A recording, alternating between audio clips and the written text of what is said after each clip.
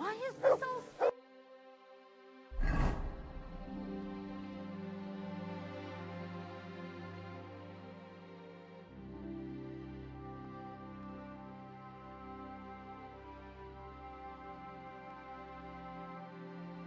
sticky?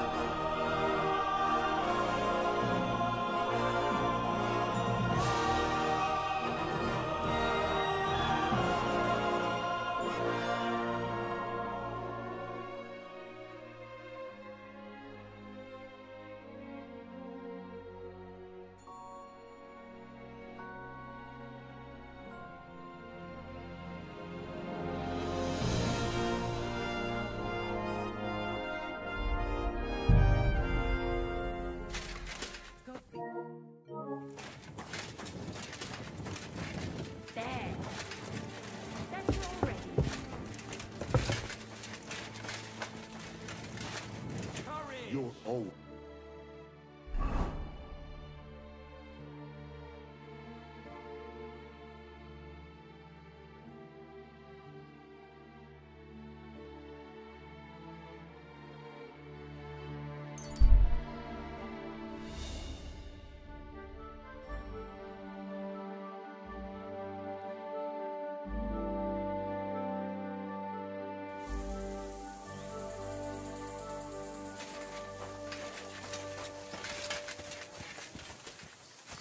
What's that?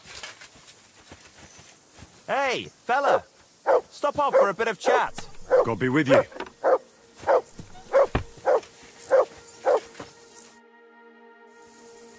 Are you a black? And you? You deserve a club. Be my guest. I'm Yira. Glad to hear that. Oh, so... I love... What are you doing here? Our forge has got... So war... Aye, well, I could do with a bit of... All right. Great. And because... Definitely. Let's do this.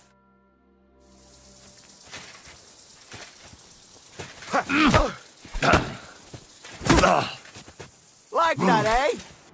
Wanker!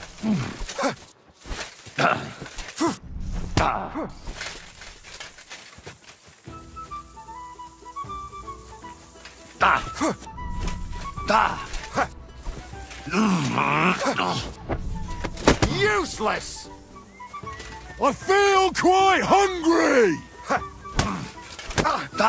Jesus!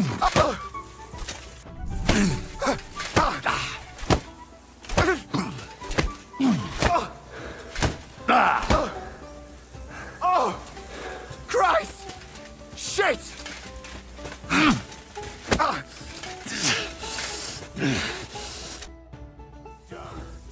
You put up a...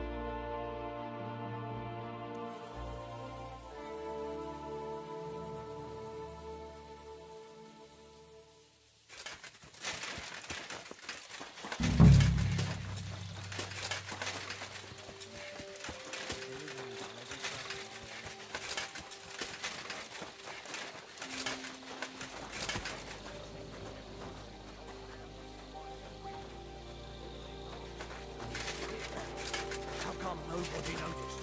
Nobody knows. And wiping out an entire company. They must have been in league with the devil himself. How is it possible? It's obvious. They were playing with fire.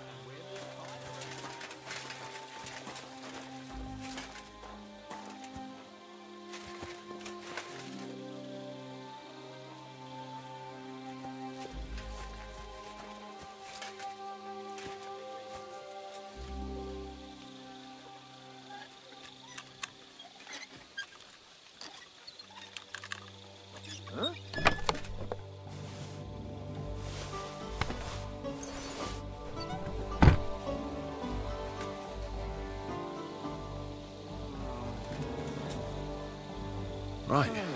That should be all. There's the a armor. burglary! Take Hurry! it to Yezhak in Shitok.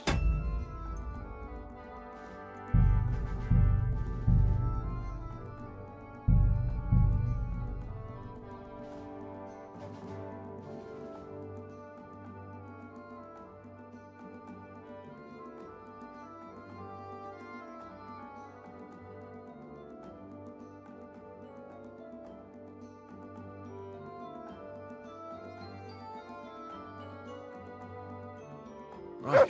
That should be all the armor. There's a burglary!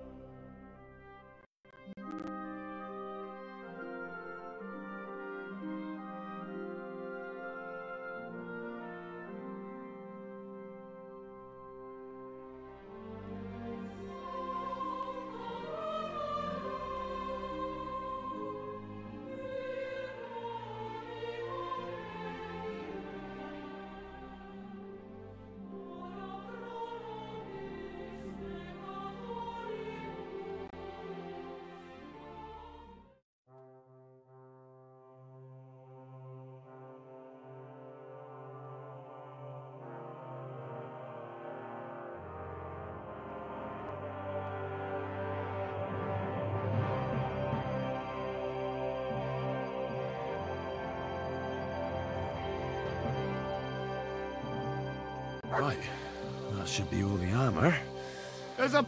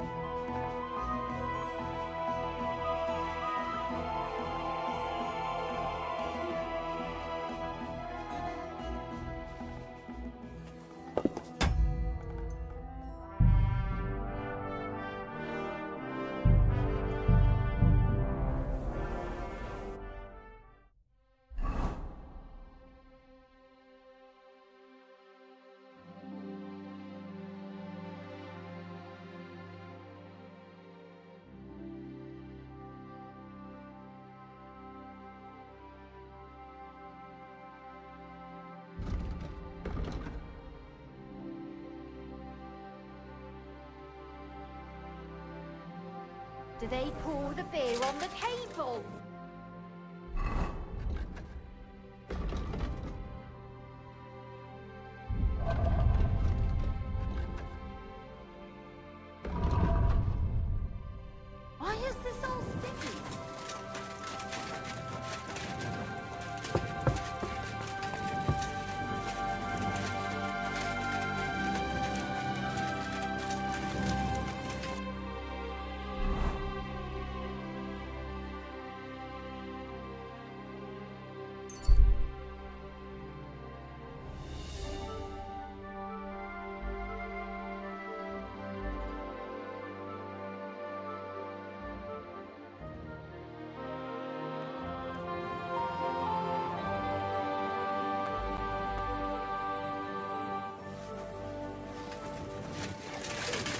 My humble respect.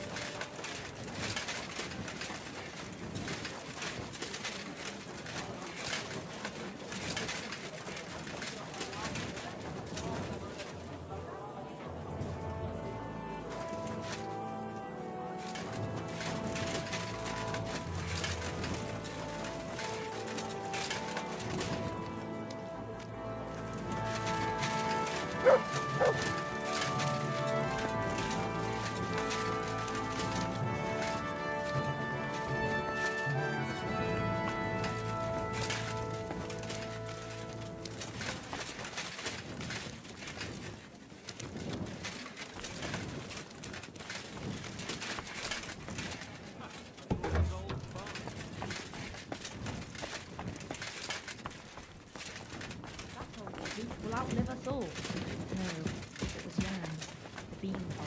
You're all.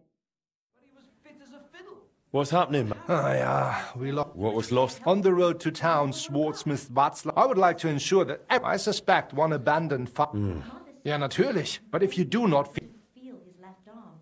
Well, it's a risk. Sehr gut. Dead in the morning. Right. He had his whole life in front of him.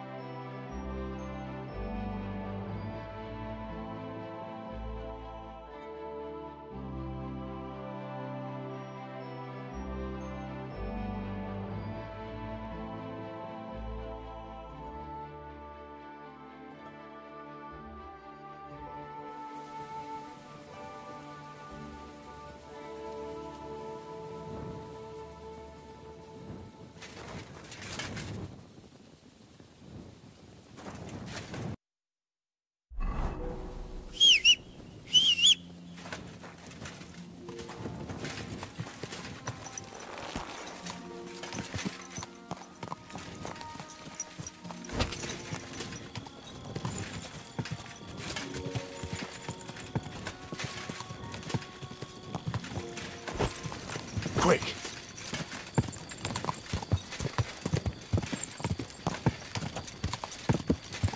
This is the area Eichner spoke about. The trail from the theft leads here. I should have a look around.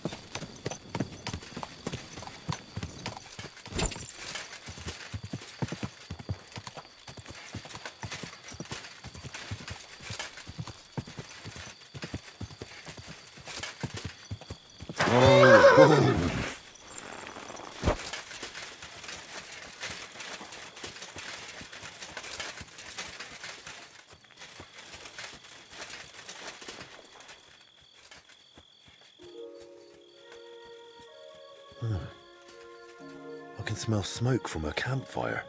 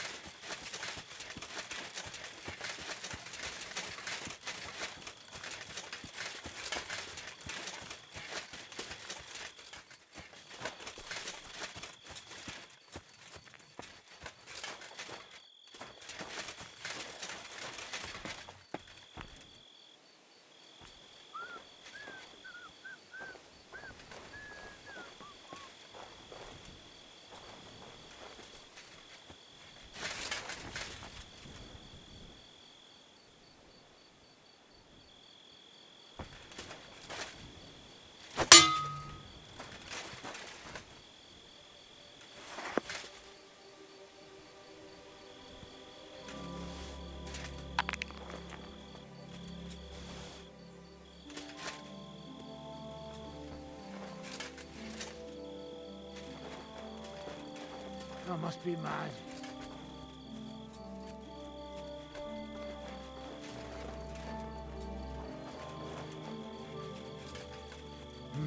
Never mind. Strange.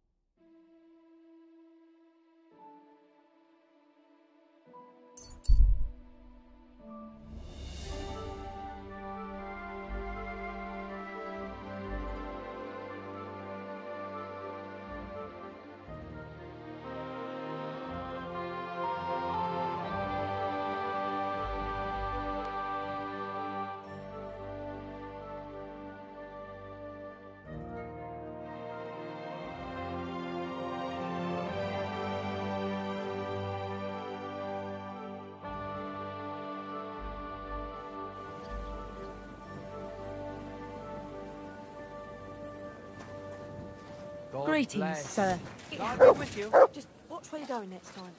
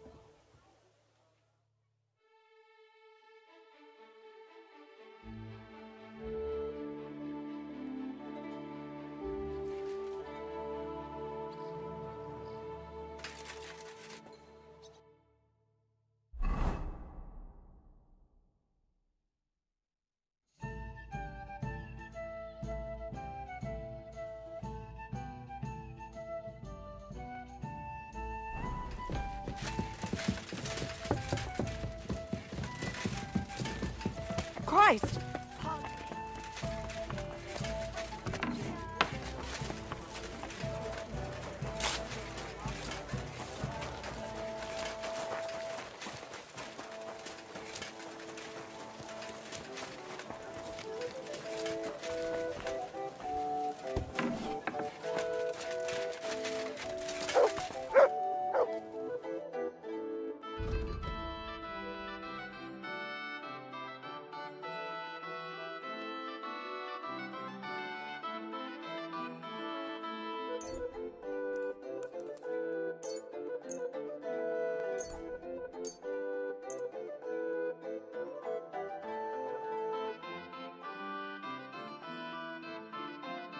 Worried about the price.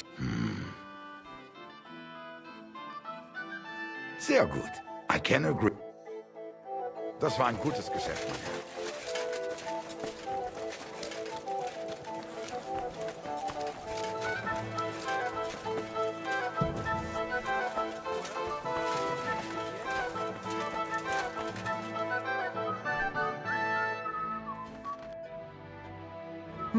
Nothing to your liking, sir?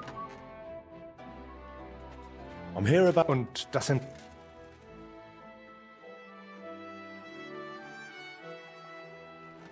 Sorry.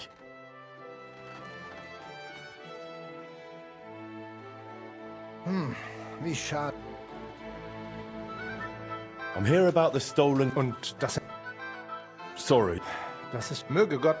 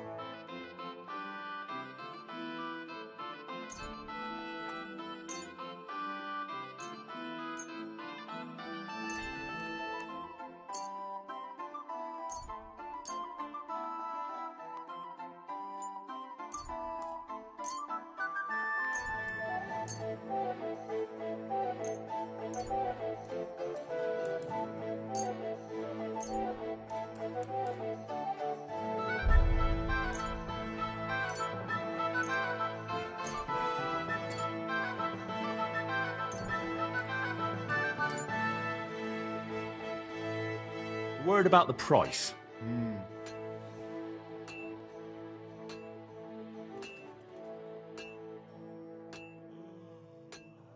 Ei! Danke und viel Glück für die Zukunft, mein Herr.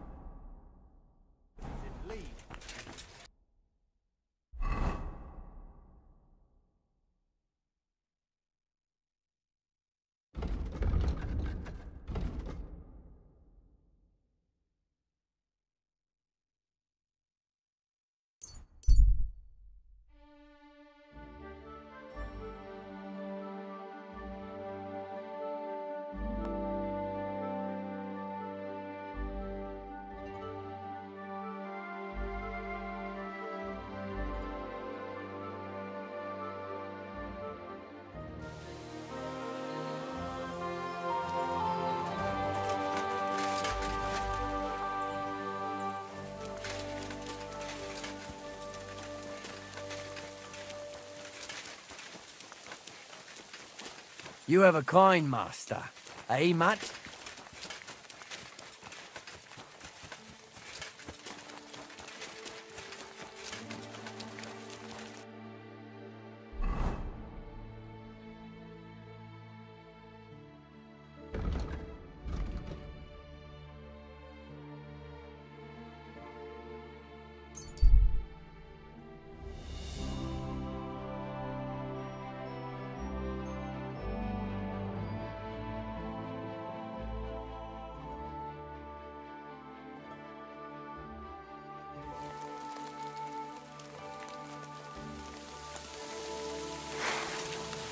I'll kill you! Dick!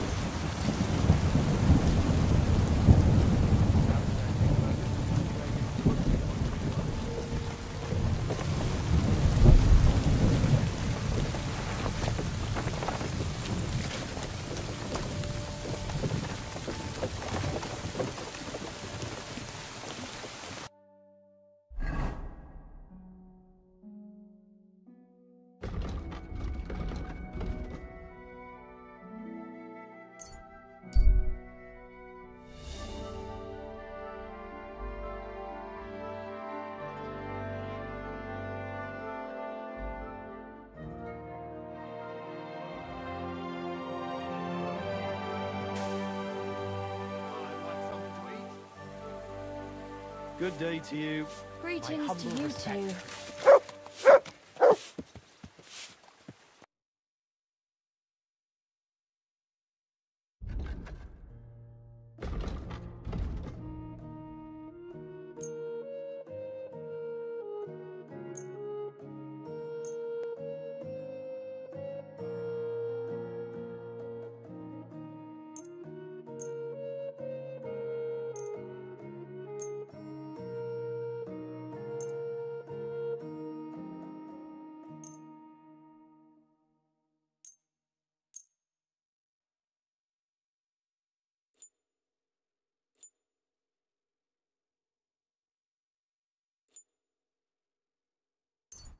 Thank you. And come again, Henry. What is it? Do you need something?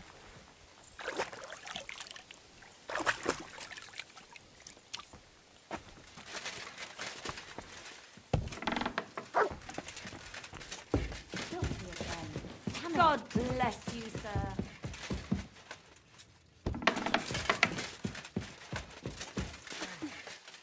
This weather. Well, this doesn't seem too bad.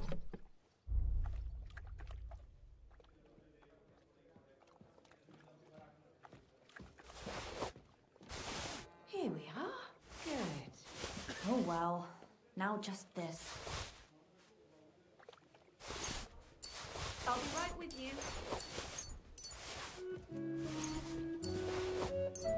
Why the hell do they pour the beer on the table?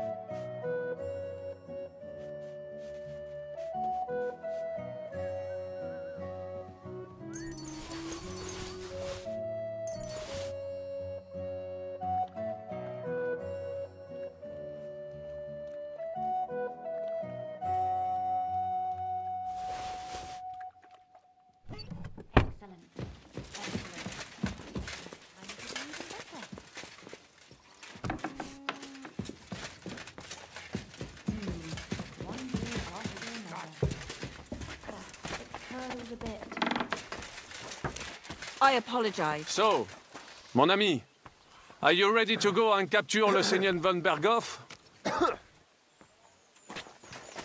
I'm glad to see you like it. Do you want another?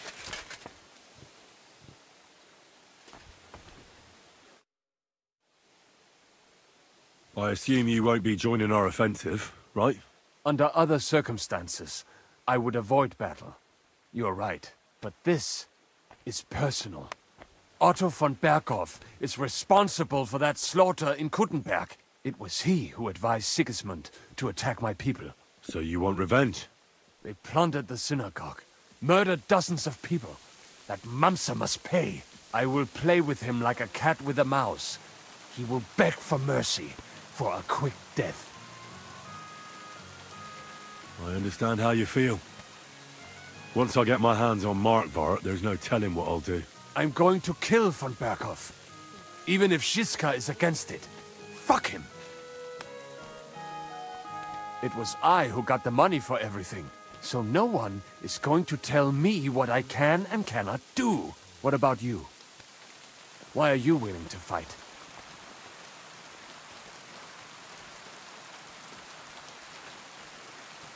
I too want to get revenge on von Berghoff. For tricking you two? Aye, for that too. But To put it bluntly, someone has to stop him. He betrayed the king, and he should hang. And if there's anyone that can get him, then it's Zizka and the devil. That's why I'm going with them to Malashov.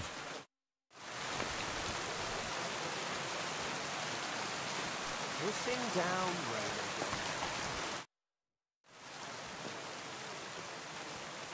What awaits us at Malashov?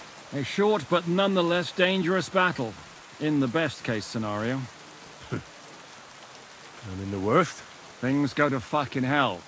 And our worldly cares will be over. So prepare well. This really won't be easy. I'm ready. For anything. Good. The task won't wait. In the evening, I'll assemble the men, and then we'll talk about what's next. All right. I'll come back in the evening. Fine. But be on time. And no boozing.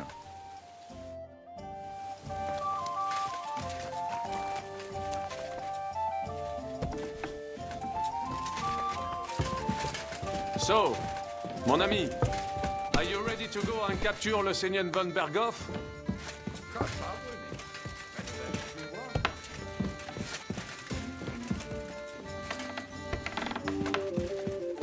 Good day, Henry.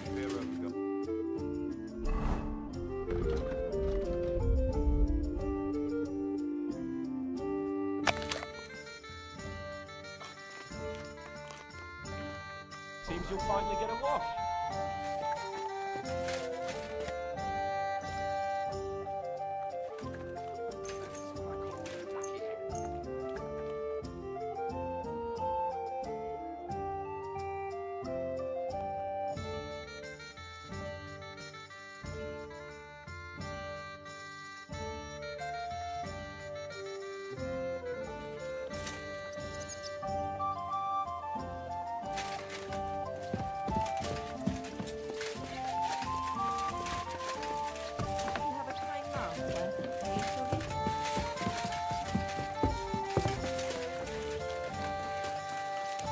So, mon ami.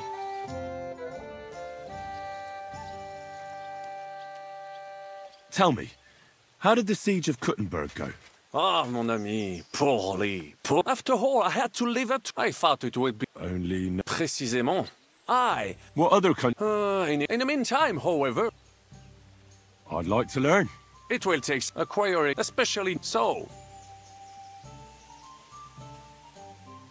Sir Vaclin, no doubt... Ah, my... You will never... Allons-y, mon...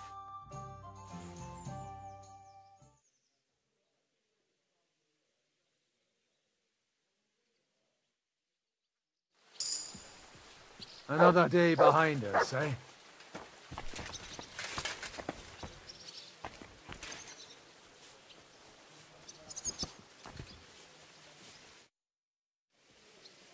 I'm back. Can we go now? I'll assemble the men, and then we'll talk about what's next. So I say him, what do you expect? Where do you drink like fish? Fish is not able to walk either. And then he threw you out? No, he cannot, because... Ah, vous êtes là. What is happening, Capitaine? A mam nadzieję, że kurwa przeżyjemy. Pojebało cię. Enough of the chit-chat. I want to know if we're gonna get to work, Zizka. We shall. No reason to wait. Von Berghoff won't stay in Malashov forever. So tonight? Before dawn. Even the dogs will still be snoring. And we'll have plenty of time to move. I can't wait. Sorry to disappoint you, Hinnek. I need you in the village. Oh, fuck. I was looking forward to that, cannon. Luckily, we have Crow for that. He says he knows how to use cannon. So the only question now is, who's gonna help him with the bloody thing? I believe I might be of assistance, mes amis. You've already helped quite enough, Frenchman. The Duc de Bourgogne, once, showed off such a bête lourde in Champmol. And I was there. Is that so, Baron? Do you know how to handle it? Oui. If I have a few strong men to assist me. All right. Kubianka will go with you. If anything fucks up, we're counting on you to save our asses. The rest of us will lure the fortress garrison out, so we can cut them off. We'll split into 2 groups. Me and my men will cut the village off from the fortress. The second group will enter the village from the other side and cause mayhem. That'll be your job. Set fire to a haystack, make a racket. In short, anything that will lure the fortress garrison out into the open. You get me, Devil? Oh, aye. A good old blood orgy. As soon as they stick their noses out, the trap falls. And the rest will go like this. Listen up. Malashov is only a handful of cottages and a tavern. Fortunately, Kunzlin's fortress is a bit beyond the village. Fuck. Looks more like a small castle. Aye, it's well fortified. It's got a moat, 2 gates, and a big tower. That's where von Berghoff will be. And don't forget the drawbridge and the secret passage. Korytarz był zamknięty, byłem tam. Aye, it's to be expected they'll seal off the passageway, so we have to get inside, over the bridge, and through the gate. You and Capon will deal with that, Henry. You two know it better from inside. Then, you'll let us in. Damn. That'll be as hairy as the balls of St. Killian. Aye, it won't be easy. But this isn't the first time for us. And besides, this time we've got artillery to back us up. We have to get to the tower whatever happens. And if it all works out, we'll drag von Berghoff right out of bed. God willing, he'll be sleeping like a log. And another thing, the Devil's Den is no longer safe. So after the attack, we'll pull back to Suchtel Fortress. Any place better than that shithole. You're right there. Abez, no doubt Peter of Pisek will be delighted to welcome us. He wants to fight Sigismund? Well, here's his chance. Especially since he missed the last skirmish with von Berghoff. Any questions? What should I do? You and Sam come with me. I need your youthful zeal. Everything is clear to me. We're glad. Hitch up, men! Let's take advantage of the dark and get to Malashov before the cock crows.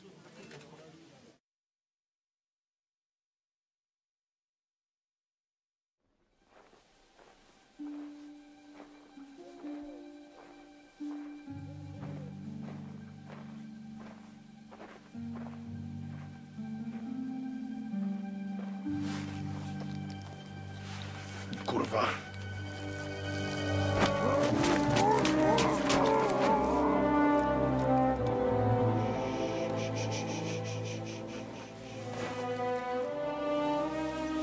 What the fuck?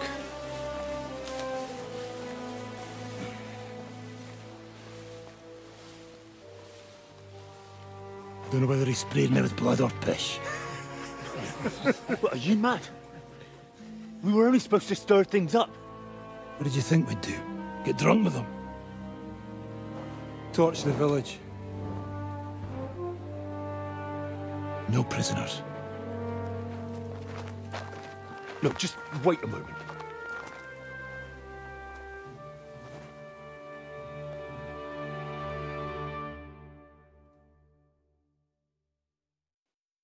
What is it, youngster? What's the problem? Do we have to burn down the whole village? What of it? Can't you carry out a simple task? Well, I don't know if... Listen, von Berghau's in that fortress full of men. When they see the fire, they'll run out to extinguish it. They won't be expecting us. I never put my men's lives on the line, especially if I can have the element of surprise. You're right. The trap must be sprung. So, let's go and do our job, and hope things don't get fucked up for once. If anyone runs for the forest, let them go. The other yokels are out of luck.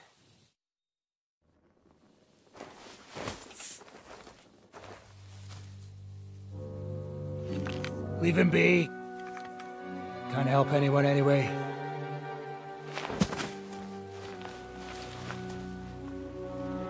What you keeping at? I've a job to finish. Get to it. I'll be watching you. See whether you do what you're supposed to.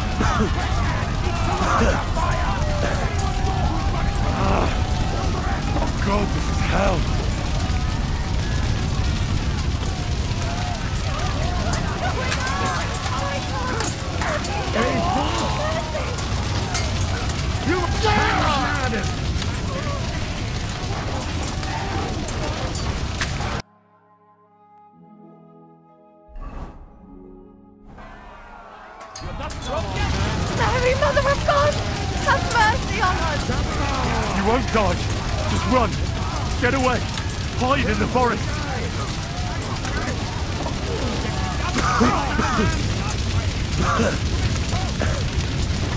Send my greetings to the devil. Now. Let's go. Everyone to me. Come on, then. After me. I'm here now. How did it go? Was everything all right?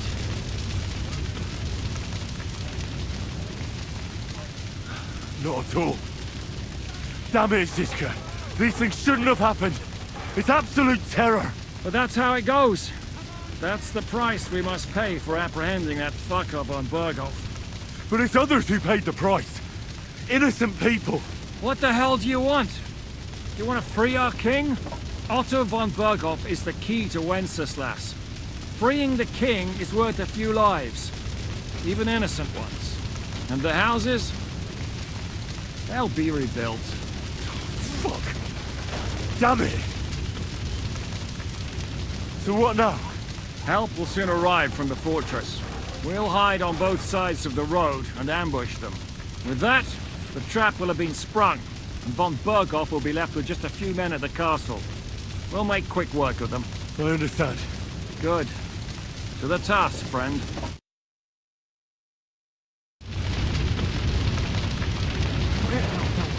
Don't stick your head down. Wait for orders.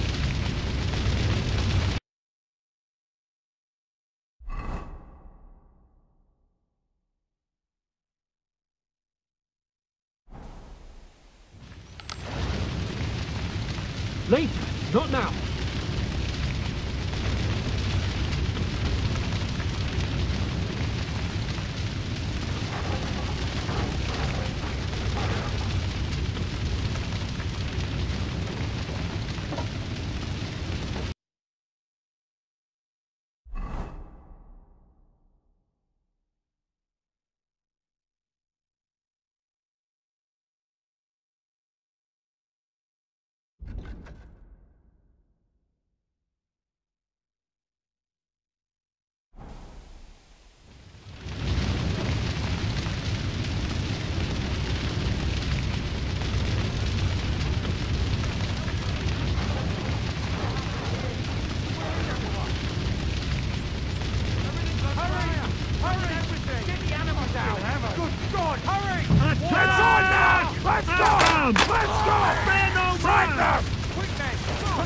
Look out! They're attacking us!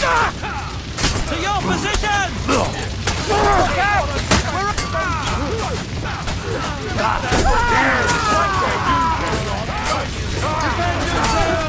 Everyone here! Keep position! Bullshit!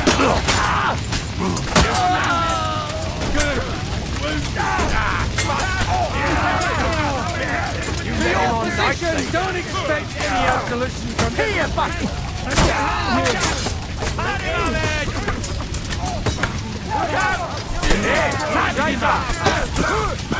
We're under attack! Keep your head on. You've got no brain! No fucking head!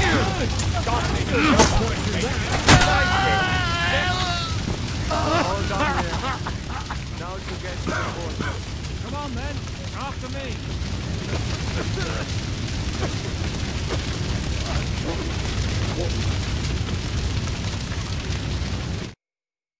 The trap was sprung. And those poor wretches are in God's hands. We're in a war, aren't we? Up to our ears, Sir Hans. Up to our ears. It's almost your time. You need to sneak quietly over the wall, youngsters. It's still dark. That'll give us cover. I'll go with them. I appreciate it, but this is not for you. Easy, Father. We're trying not to die here. I'm giving them my best men. That'll have to do, friend. I'd like to see what they look like. Here I am. Kalani, we got leather. And other go ahead to check out fortress. Good, Janosch. We'll take care of the drawbridge. And you, Henry, open up the first gate for Zizka. And then we'll storm in there like a fox into a chicken coop. I understand. Let's go. Exactly. Off you go. No time to waste. Good luck, fellas. Good. The guards are busy with the fire in the village on the other side. Let's go, fellas.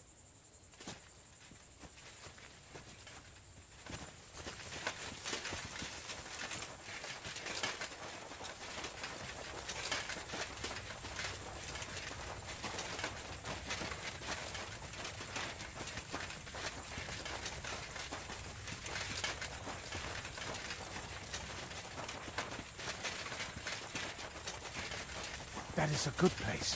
There? Really? Yeah, there. Neckarfrey and do it already. Yeah. Hey, just a moment.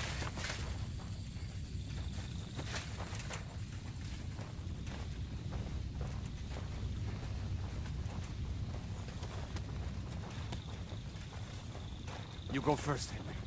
Watch out for the guards.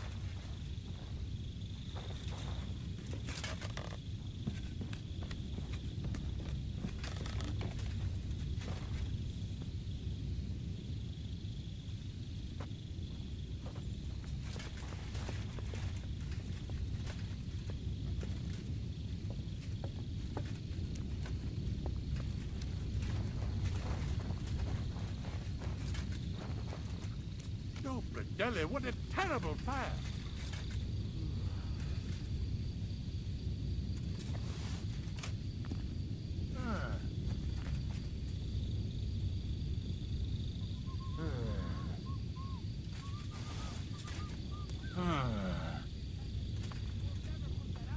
I must be mad. Now just to open that gate.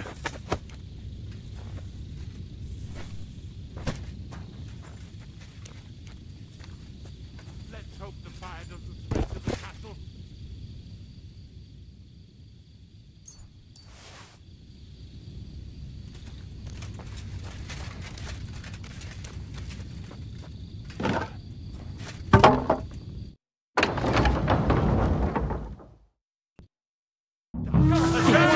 Drawbridge! Back in the castle! Damn it! Close the gate! Quick! Show your stuff! You go! Yeah! Don't spare it! For the cross! Fuck you! Die, you bastard!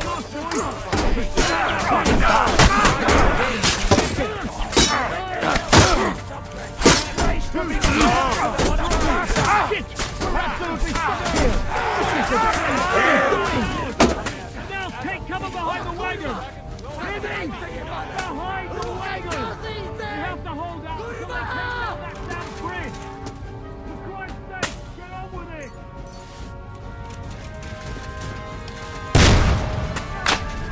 Take cover!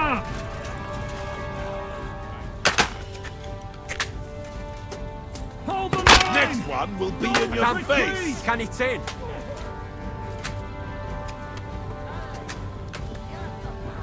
Shoot those bastards!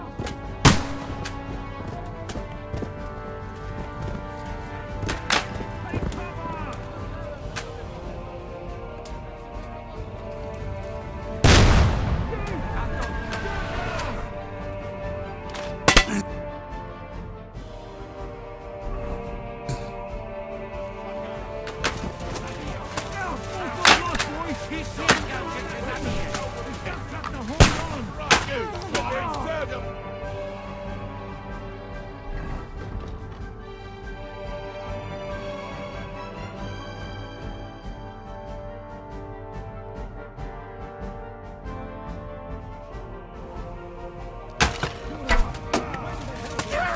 For Christ's sake, get on with it!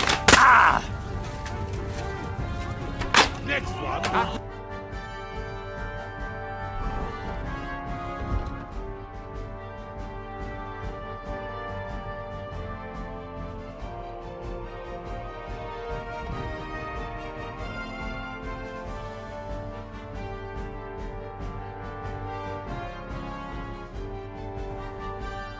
Shoot!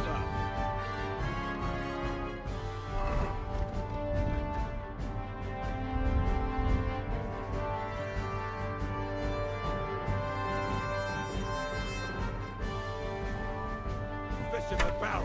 What is that with the engine doing?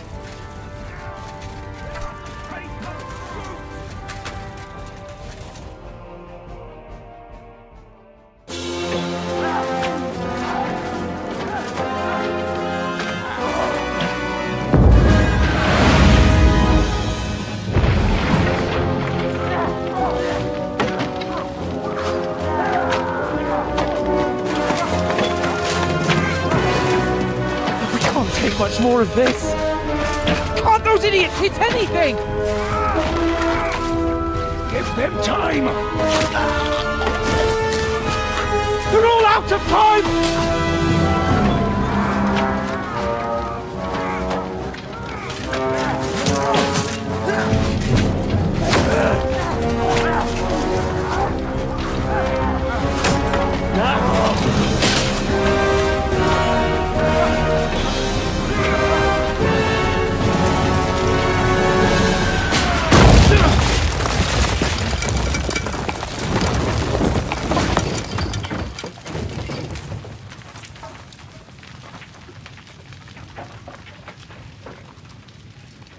Let's go!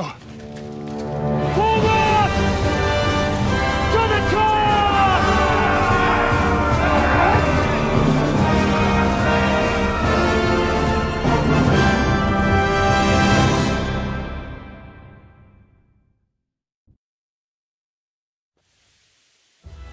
Let's go! Quick!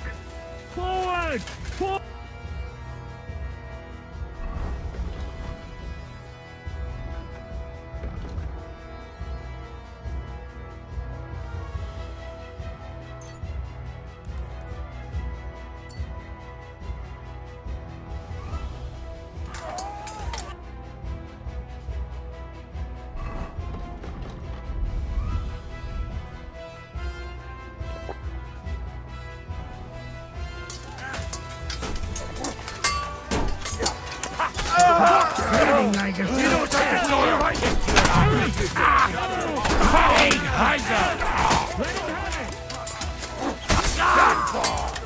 Hey!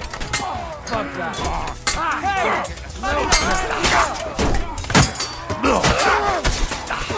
Take that fucking me!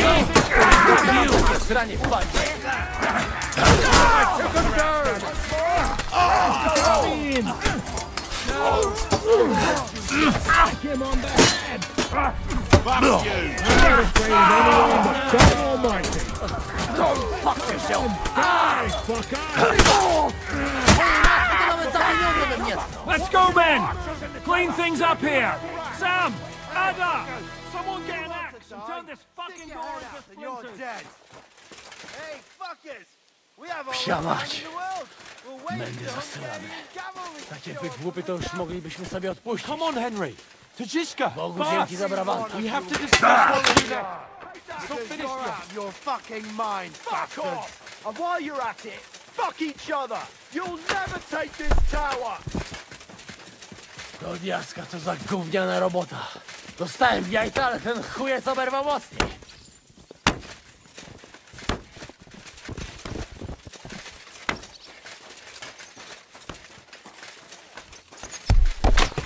Kupa. God, you fucked up with that bridge! What a fucking joke. My fault. He will I don't care whose fault it was. But it is We have to much think about what to harder do forgive next. yourself. We have to get that fucker out here.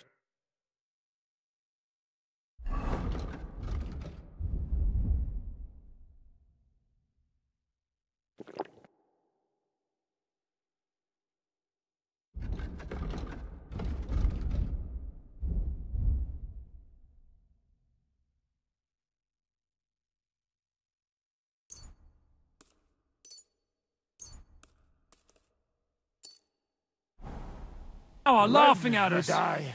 I know. What will we do now? Everything's fucked. Berghoff is holed up in the tower. He has shooters there, and we're running out of time. We'll have to parley with him. Oi. We're not going to give up now. That's right. Let's go. We're going to have a nice little talk with the Royal Chamberlain.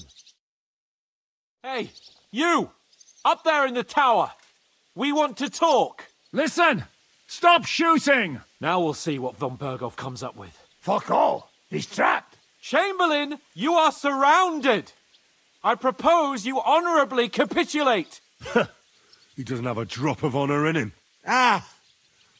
Would you give me one reason why I should do that, Pirkstein? I'm quite comfortable here. I will gladly wait for my allies in Kuttenberg to arrive. You can talk to them. Ah! And you're making a lot of noise. All that shooting you're doing must have been heard in the Hungarian camp.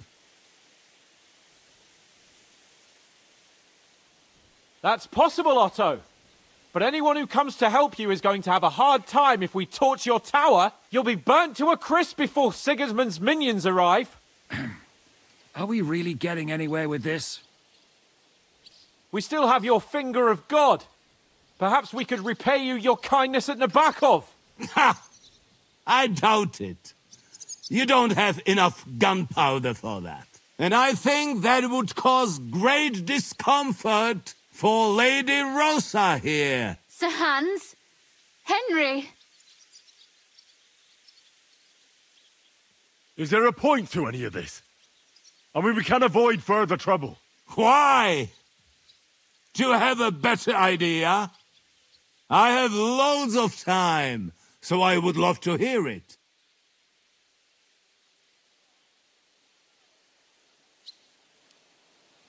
Isn't now just the right time to change sides, Sir Royal Chamberlain? What would you know about that? Sigismund now needs you more than you need him.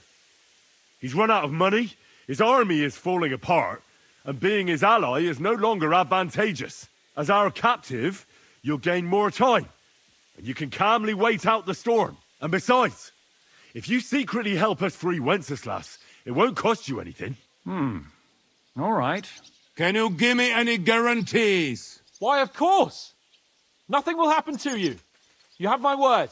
Your word, Bjergstein? We're not barbarians, we're noblemen, Sir Otto. Your dead body would be worthless to us. Ha!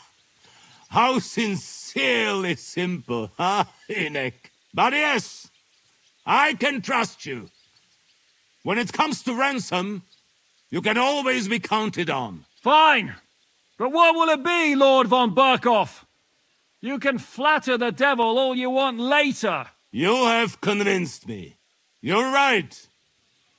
It is not in the interest of the kingdom to wage a war against each other. On the contrary, by becoming allies, we can all gain, ensure peace, and liberate our king. Very well. Agreed. We are coming out.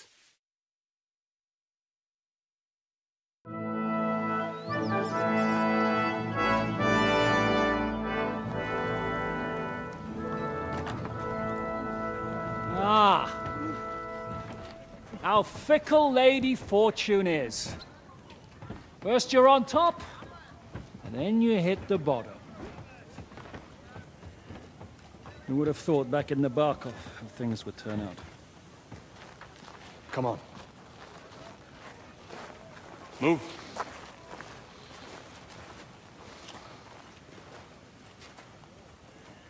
What? Did you think I'd have you tortured like you did to me?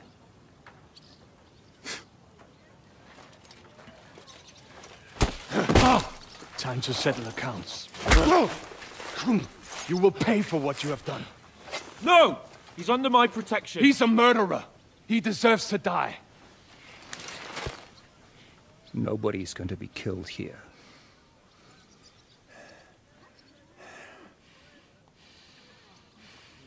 Fuck! That was a blast. My skull's ringing. The way that Brabant loaded the last shot, it nearly blew his French ears off. It is wonder that Fopp survived it. You got lucky today. You won't next time.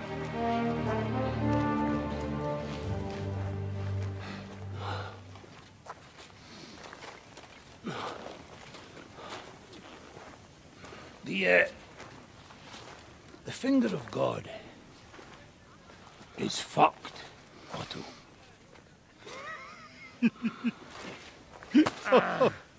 Sorry, that must have cost the king's ransom. Oh, my lady!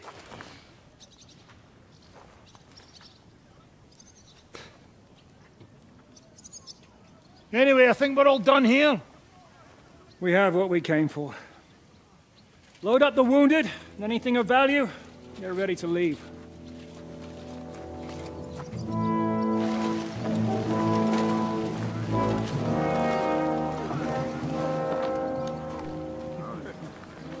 You go ahead. I'll just have a look around here. All right, Henry. Take care.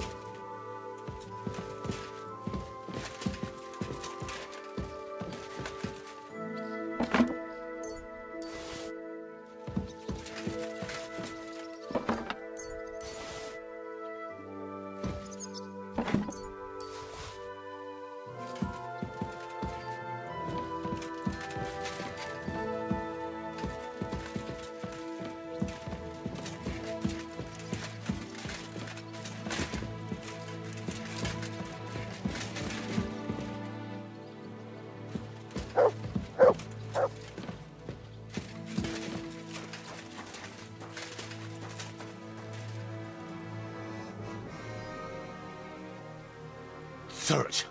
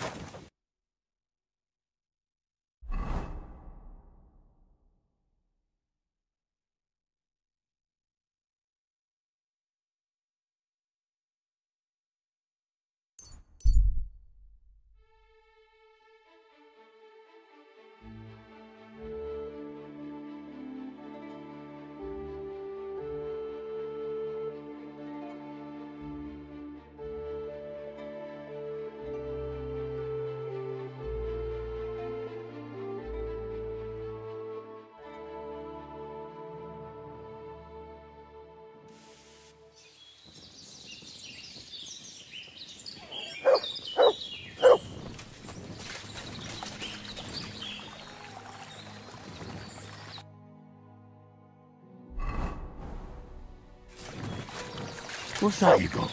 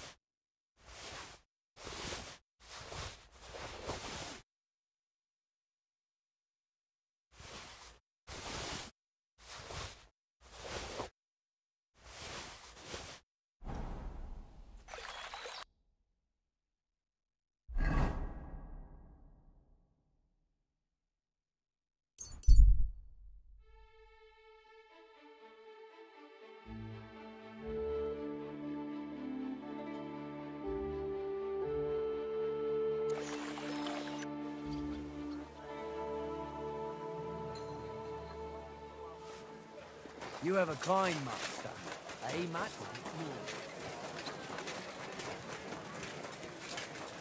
An elegant and lean flavor, light aroma of...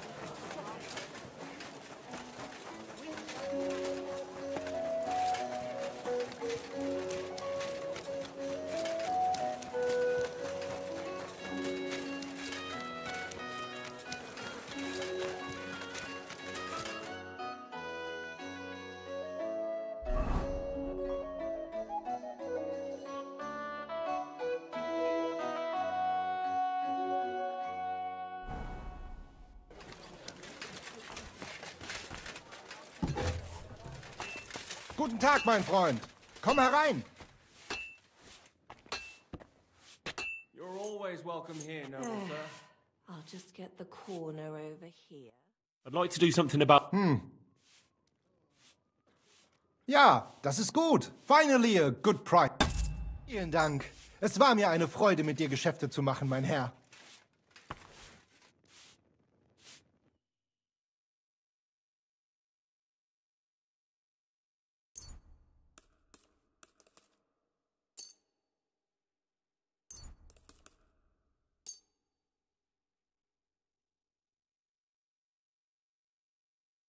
I'd like to do something about that price.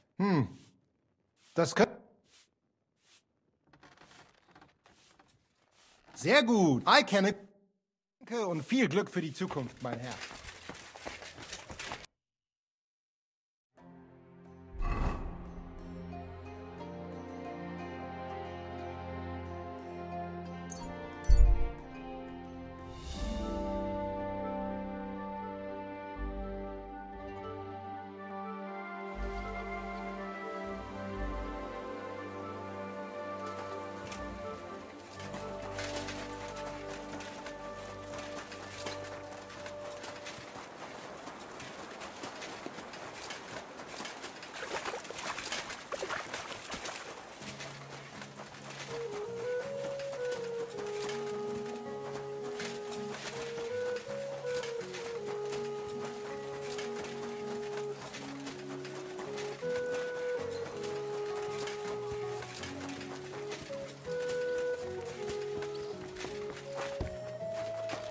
I'm sorry.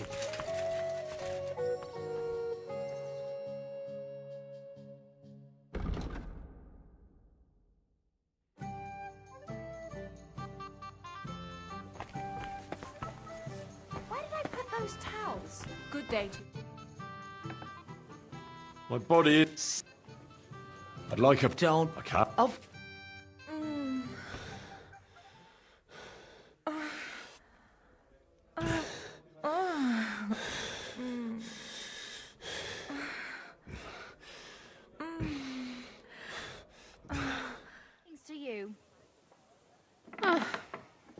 Feels a lot better than washing clothes. Anyway, I'll be going. I have work to do.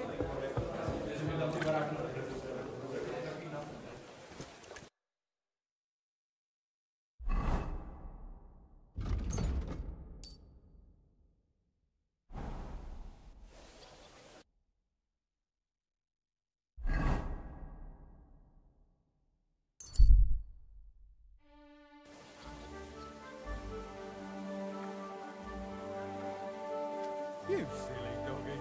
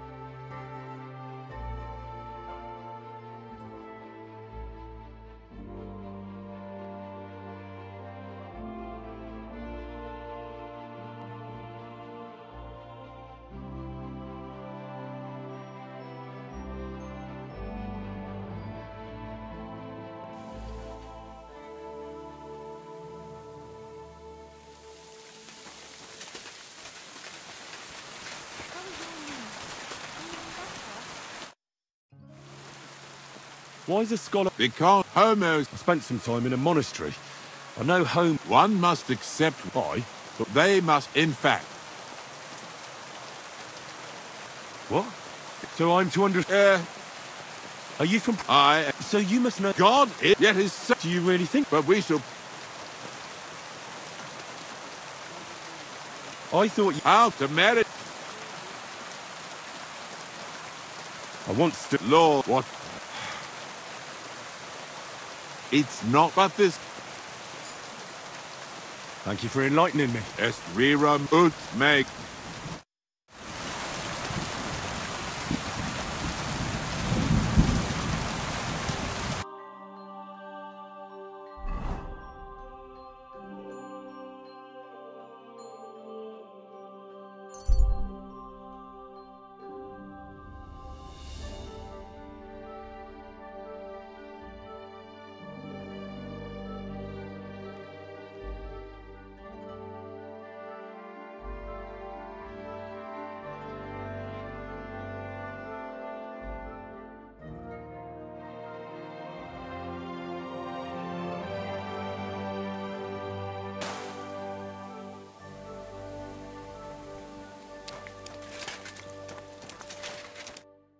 What do you want?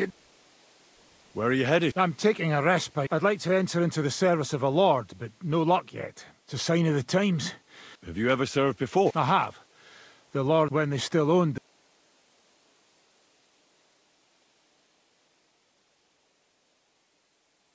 Were you there? Oh yeah, we were selling old lord, but I didn't. Hang on, Well, they found me on the bank of the castle. I can't swim. That was one hell of a. Yeah, but now I can only. Goodbye.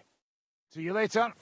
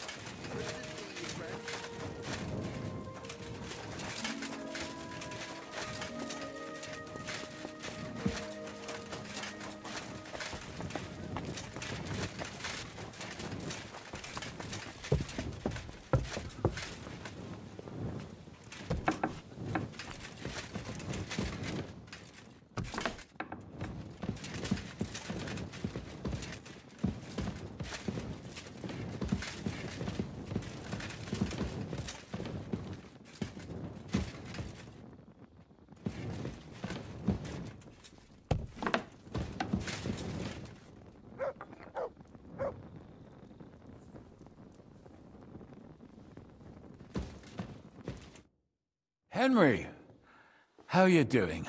You know how it goes. It could always be worse. I've got this feeling the worst is still ahead of us. Same here.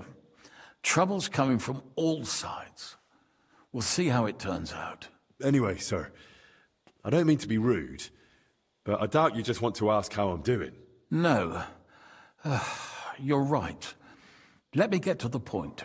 I need help with something, but I have no one to ask, even though I know you have a lot on your plate. I'd be happy to offer my services. What's it about? An old friend of mine reached out to me, Albik of Unichov. Does the name ring a bell?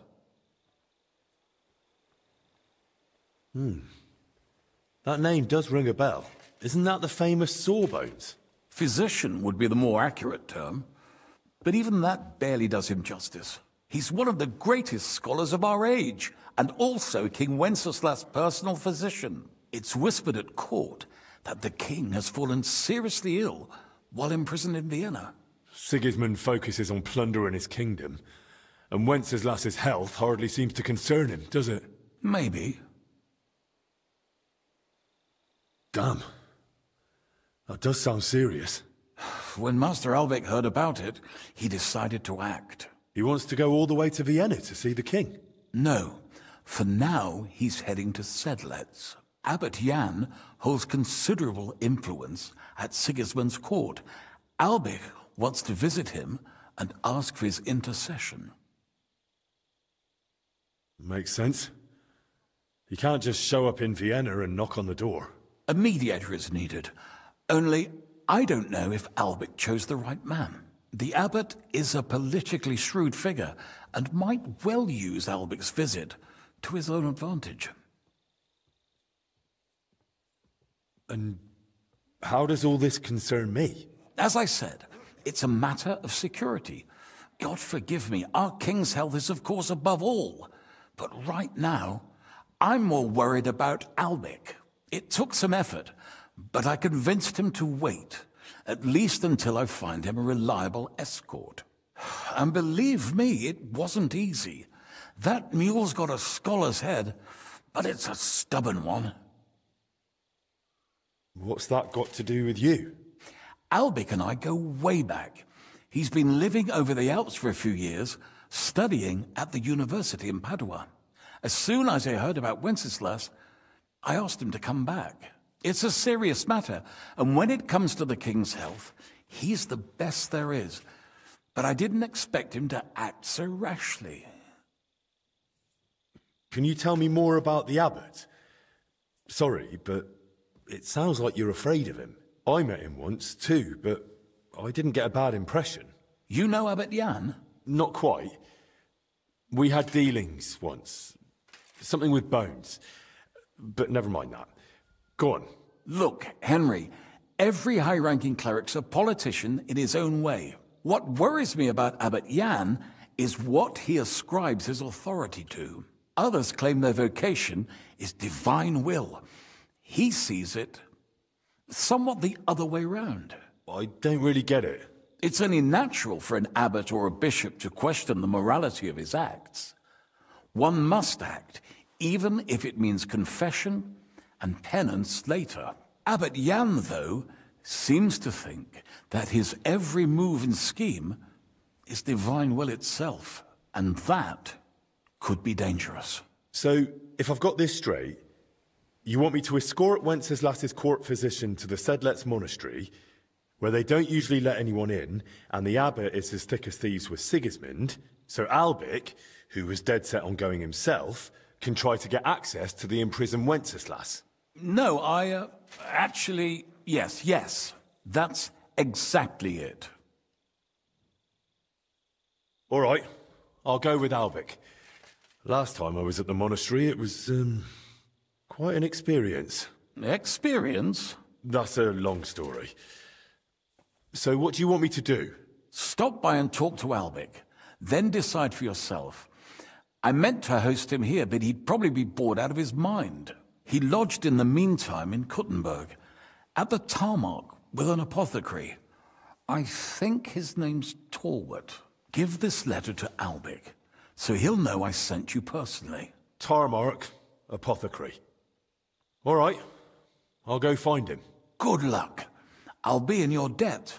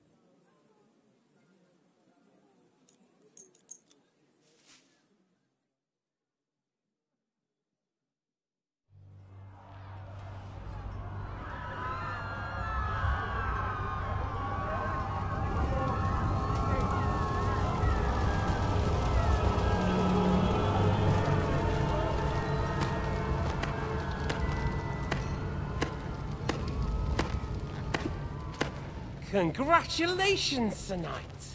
You finally become a man.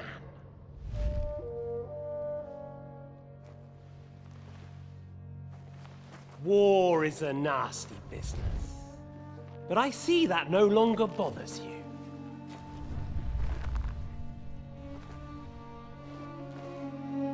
I'm pleased you took my lesson to heart.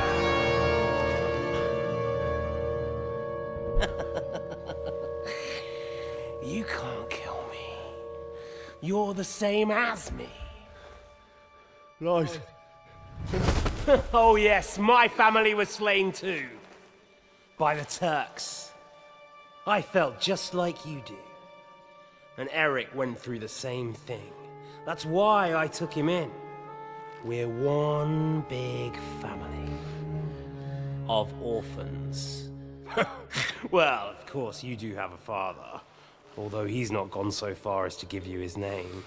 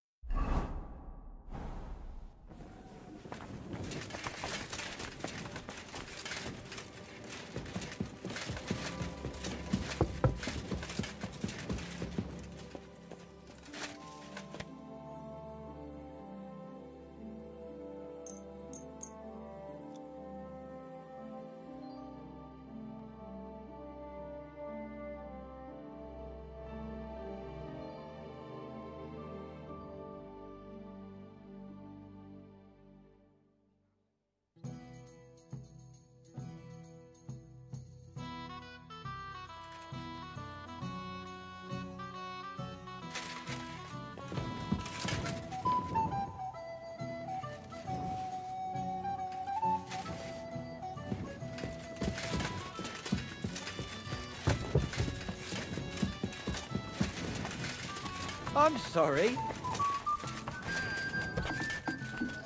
Come and take your pick. New wares.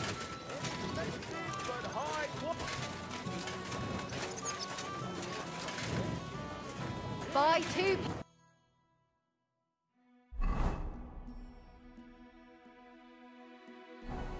Got lots. Have a bowl as well. Taxes to be levied in the city. I know that time. Take your pick.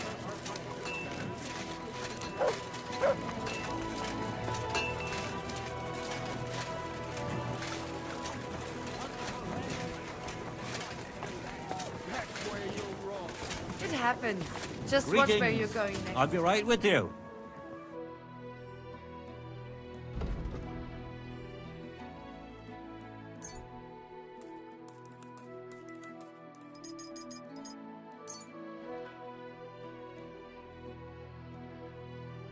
I was glad to be of help to you, sir. Netto.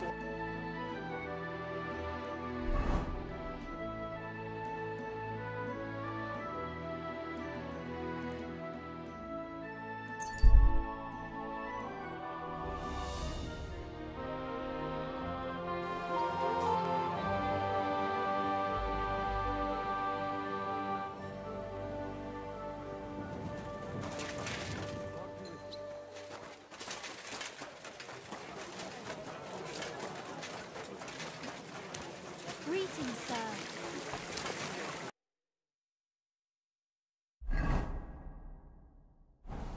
Best wine comes from Czech soil.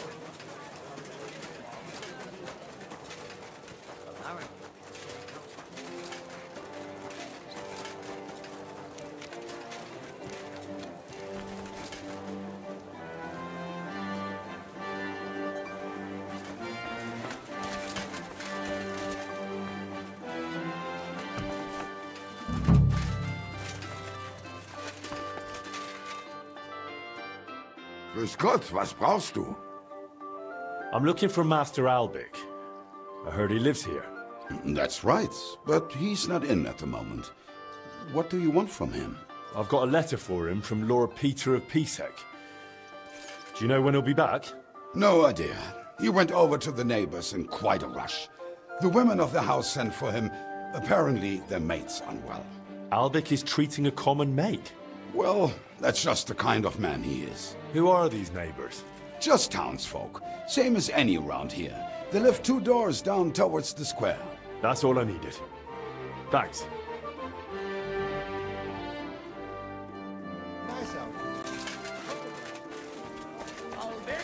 Albic, come out! I'm not waiting here till doomsday.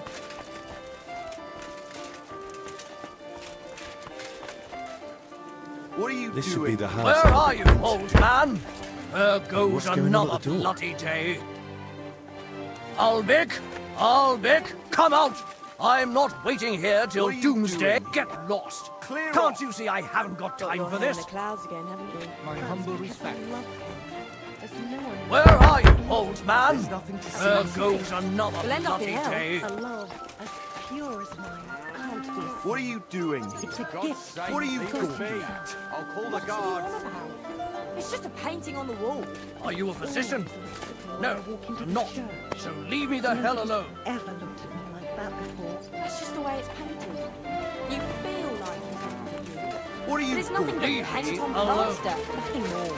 You're only saying that because you don't have anyone. Calm.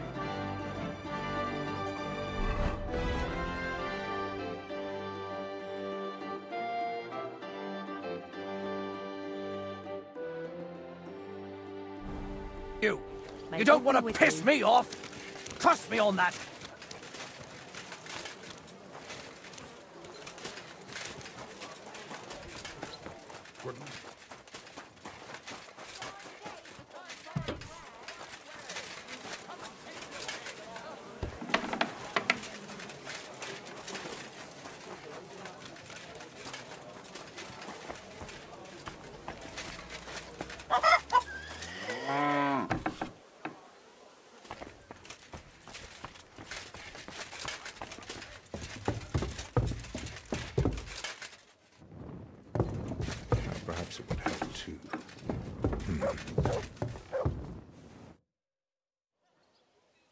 Master Albic? Shh! I was sent by... I don't know how you got in, but be quiet now.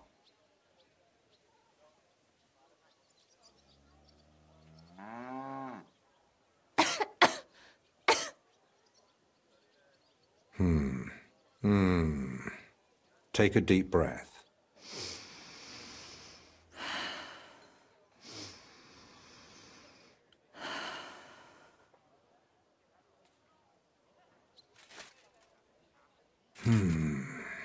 All right.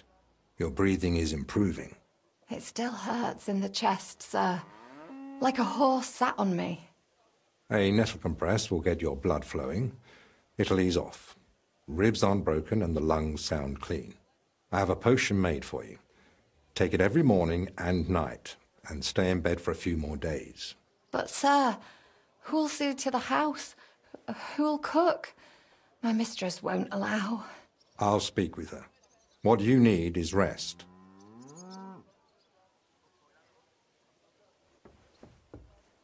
Thanks for waiting. I don't like being disturbed when treating patients. So, what can I do for you? Are you feeling unwell? Me? No. Lord Pisek sent me to see you. Ah. I think I know what this is about.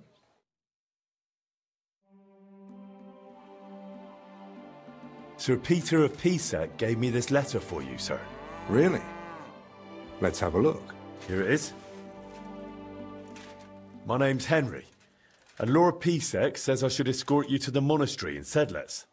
Yes, yes. Peter and I had a bit of a disagreement about this matter last time. Look, Henry, I appreciate your offer, but I don't think I require your services. Either way, you delivered the letter, and I am sure Lord Pisek will reward you for that. I heard you intend to ask at the monastery to help you get access to King Wenceslas. Is that true? Unfortunately, yes.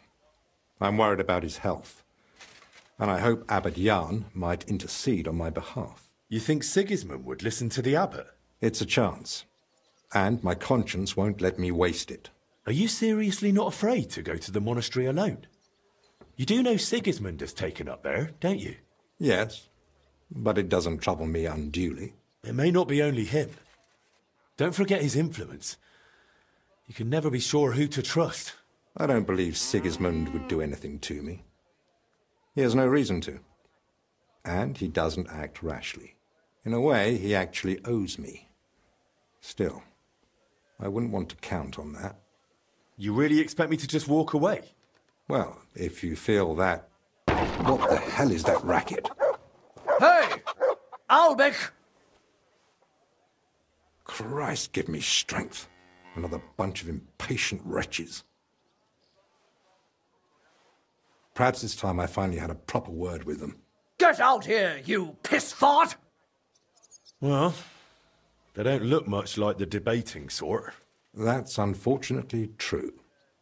On the other hand, it was fortunate Lord Pisek, despite my objections, sent me a personal guard, right? You mean me? Who else? Come on, in the worst case, I'll just see what you're made of. So, you finally decided to come out. About time. I won't be kept waiting in the street like some mangy mutt. I've told you several times already. I'm busy. Because you're wasting time on some wench instead of helping someone who actually matters. No person is more important than any other. Ha! For your own good, I'll pretend I didn't hear that nonsense.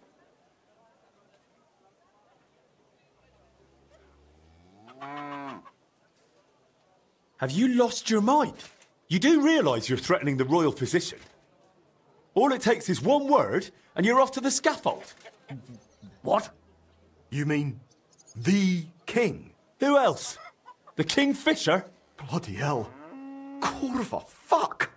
Look, it's not that big a deal, right? We'll be on our way. Sorry to bother you, Master Albic. It's all right. God be with you. And with you. Forever and ever. Well, That's that. I must say, you surprise me, Henry. And pleasantly so. Perhaps your company might come in handy at the monastery after all. What do you say? Will you come with me?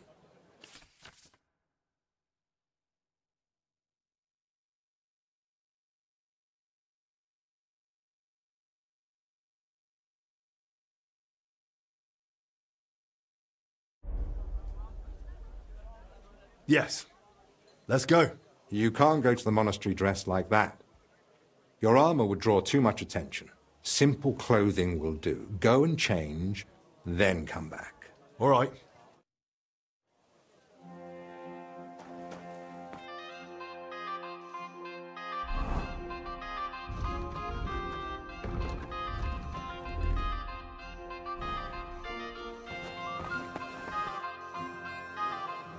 I'm ready. Let's go to the monastery. Excellent. There's nothing keeping me here. Let's go now. I'll just grab a few essentials. All right, then. I think we can go. I've got everything I need. And you? I'm ready too. Let's go. Off we go.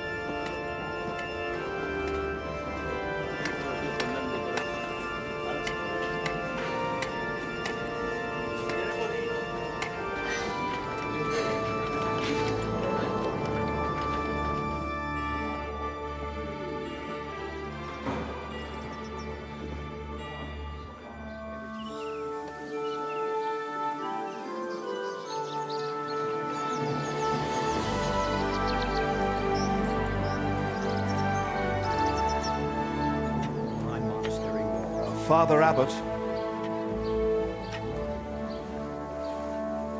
Albert, my friend. Christ be praised.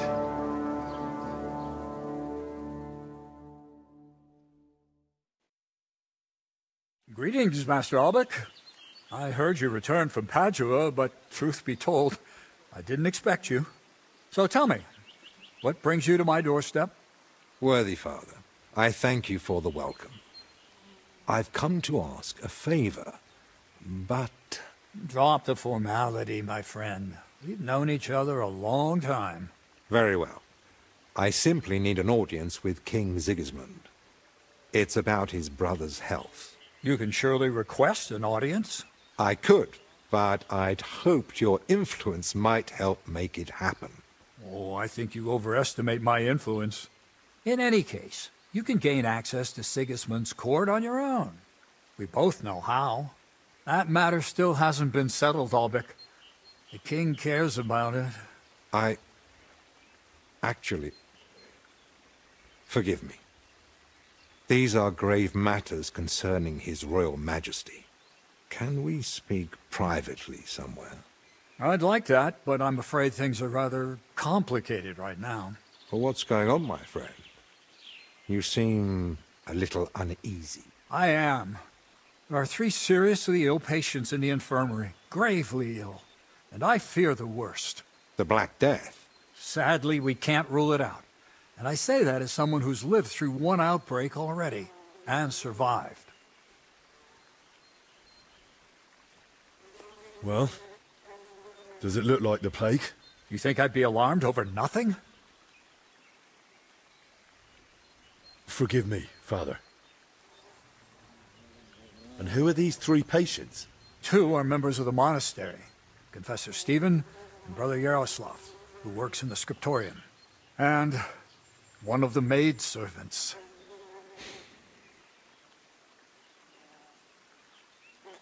That doesn't make any sense. How could all 3 of them get infected? When the plague strikes full force, it's swift. That's not what I meant. You said yourself one of the sick is a maid.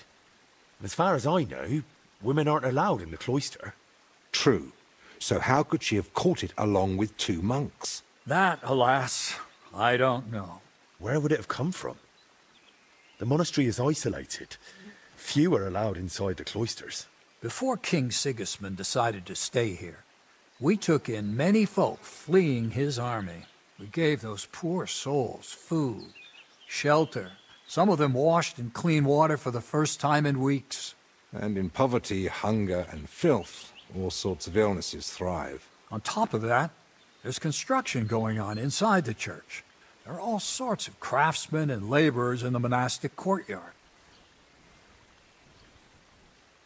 What are we going to do, Albic? We'll go and see to the sick, of course. Then there'll be no reason we can't speak to the abbot in private about our matter. Very well. Thank you, Albic, for volunteering. I wouldn't have dared ask it of you. No need to thank me. I'm a physician. And there are people here in need of help. Not only those in the infirmary. If we can rule out plague, that may put your mind at ease too. That's what I'm praying for. And of course, I'm open to discussing that matter of ours later on. I'll have a room prepared for you right in the infirmary. Brother Benedict, one of our novices, is there, and will tell you all you need to know. Thank you. But I'd like to ask one small favor. I've been here many times before, but Henry's here for the first time. Would one of the brothers be able to show him the monastery? I'd rather he not get lost like I did all those years ago. Of course. If you'd like, Henry, just ask Brother Petramil. I just spoke with him before you arrived. He'll show you around and gladly answer any questions. Thank you, Father. Very well. We've talked long enough. Let's get to work. Will you come with me to the infirmary, Henry? Of course. Wouldn't let you go alone, would I? I didn't think so.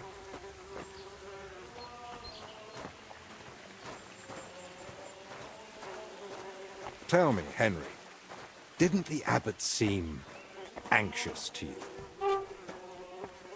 Yes. Although it's not like he tried to hide it much. The plague's a terrible illness. But surely they'd recognize it in the infirmary. Why would he need you? Well, the thing is, the monastery isn't in great shape. Not that you'd notice right away. King Wenceslas borrowed heavily from settlers. And now the monastery has to sell land to pay off its debts. And when Sigismund marched on the town with his army, that didn't help matters either. And if plague really did break out, that could be the final nail in the coffin. The abbot might be forced to dissolve the monastery. But let's not jump to conclusions. I want to see the sick with my own eyes before we start worrying about the plague.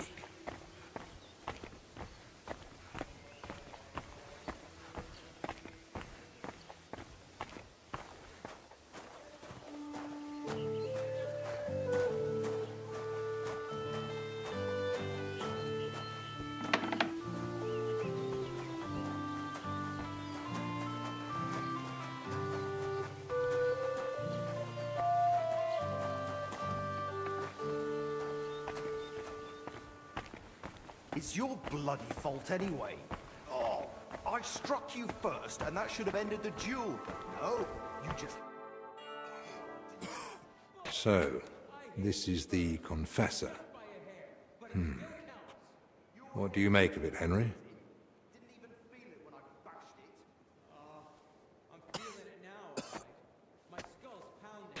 He looks worn out. Doesn't even notice us. Whatever is wrong with him is clearly taking a toll. Exactly. At his age, any illness hits far harder than it would a young and healthy man. Well, the good news, I suppose, is that he's not in agony. Pain's part of life, but no one deserves to suffer too much.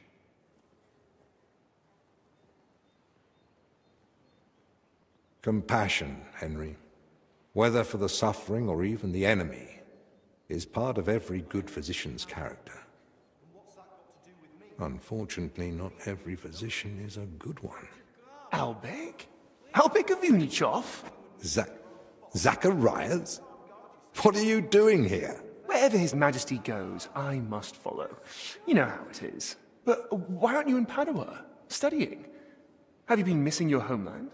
I was summoned home for urgent matters. And since I'm here, the abbot asked for my help.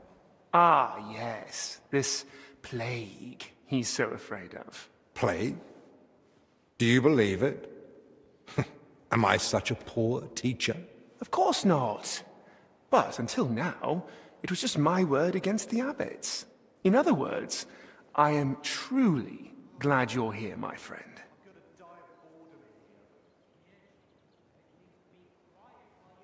Henry, allow me to introduce Master Zacharias of Prchatsitz.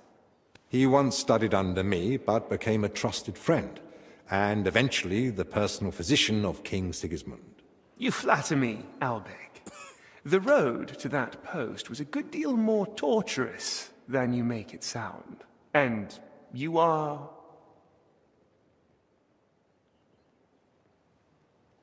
Henry of Skalitz. I'm here at the command of Sir Peter of Pisek, serving as Albic's aide. The Lord of Sukdol wouldn't even have let me come here without a proper escort. And I'm the one who's supposed to be stubborn. Quit complaining. You might find an aide like him more useful than you think. Anyway, this here is Dinesh. He didn't come entirely of his own will either, but he's proven a reliable man. Dinesh Latskvi. Gentlemen? Well then, now we all know each other, shall we finally return to the matter of the patients? Zacharias, I presume the abbot summoned you for the same reason as me. Aye, though I've only had time to merely examine them all. So what did you find out? All three share the same symptoms. It begins with weakness, then comes fever, rash, and later, bloody diarrhea. By far the best off is the confessor here. He can still talk. The maid and the translator from the scriptorium are much worse. They sleep most of the day. And when they do speak, it's nonsense, because they're delirious with fever. Right. In that case, first we need to bring down the fever. Have they given you anyone to assist? Yes, Benedict. He's a novice and a bit odd, but he knows more about alchemy than most. We'll need linen and clean water for compresses. Pre-boiled water is best. Have you got chamomile decoctions? Benedict brews a fresh batch every evening. And what are they feeding them? Mostly bread, fruit. Yesterday they had fish, but they haven't eaten much of it. That doesn't sound like proper food for the sick. If they've got a fever, they need to be drinking a lot, don't they? You're right. This is no good at all.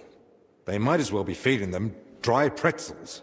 They should be getting something light and nutritious, ideally in liquid form. Broths, stews, thin porridge. Agreed. Dinesh will speak to Solarius Julian. You know the way to the kitchen, right?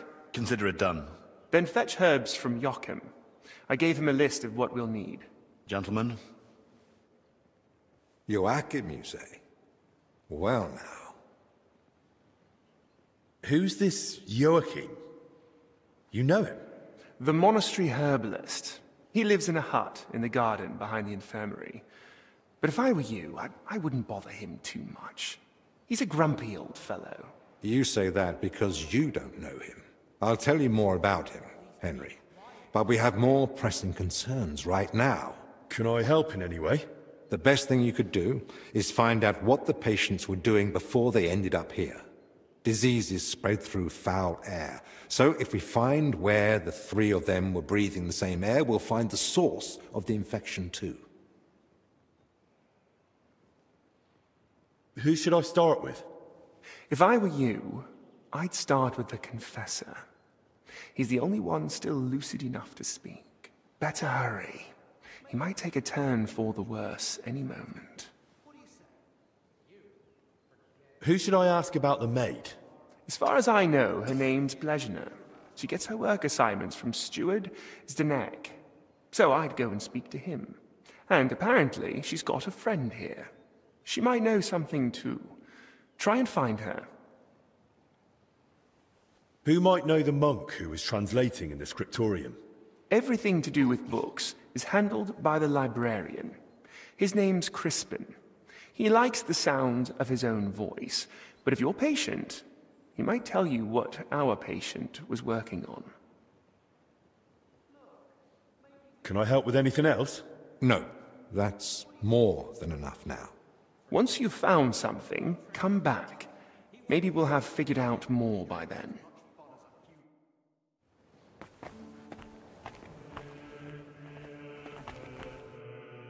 How do you feel? Like I'm turning inside out. Don't worry. I'll let you rest. But first, I need to know who you've been seeing lately. And where. What? Why? Because we need to find out where and how you got infected. What's that got to do with the others? The sickness spreads through foul air. Anyone breathing the same air as you might be at risk. You sound like you know what you're talking about. And I believe you've got your reasons. But I'm a confessor. I can't. I mustn't break the seal of confession or tell you what anyone confided in me.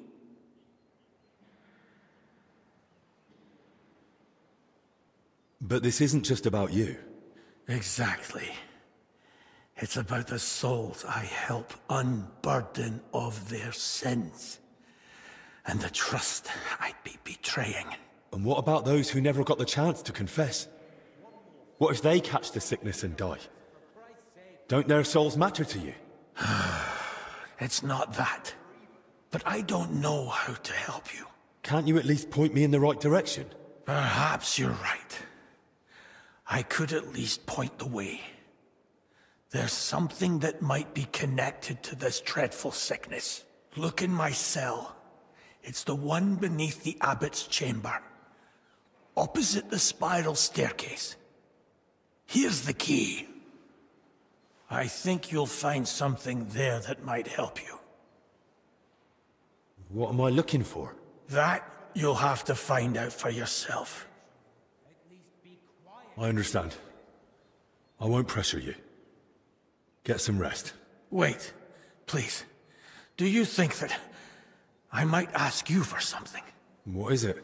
I'd like to have some flowers. Something living to cover up the ever-present stench of decoctions. What would you want flowers for? You'd be better off brewing a fever remedy from them. Do I need a reason? I just like them. Their color, their fragrance. That's what I miss the most here. I'll see what's growing nearby and bring you some. It'll brighten the place up a bit at least. Thank you, lad.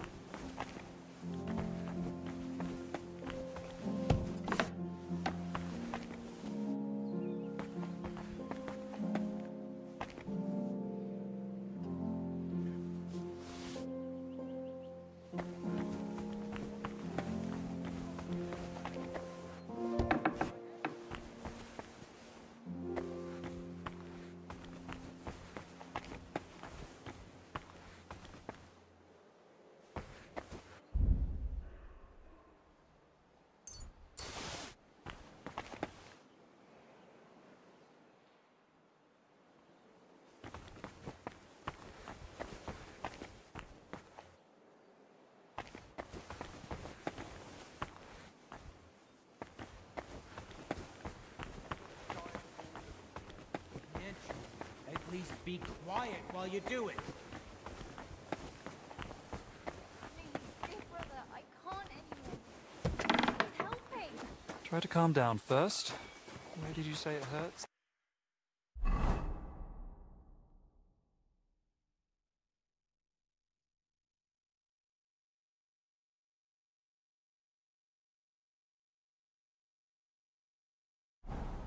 Down here, under my belly. It's like someone stabbed me with a red hot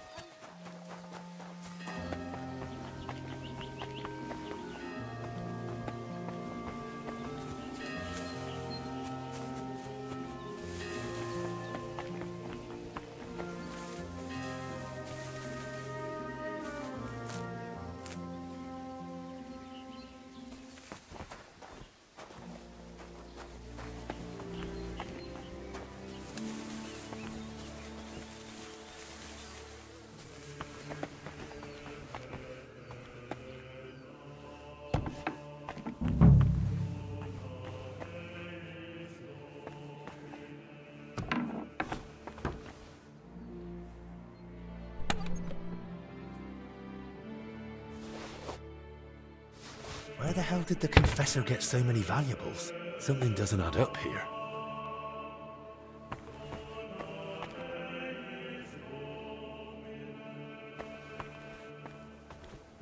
There's not much here, so where did the valuables come from? So that's why the Confessor wanted flowers from me. He must like them.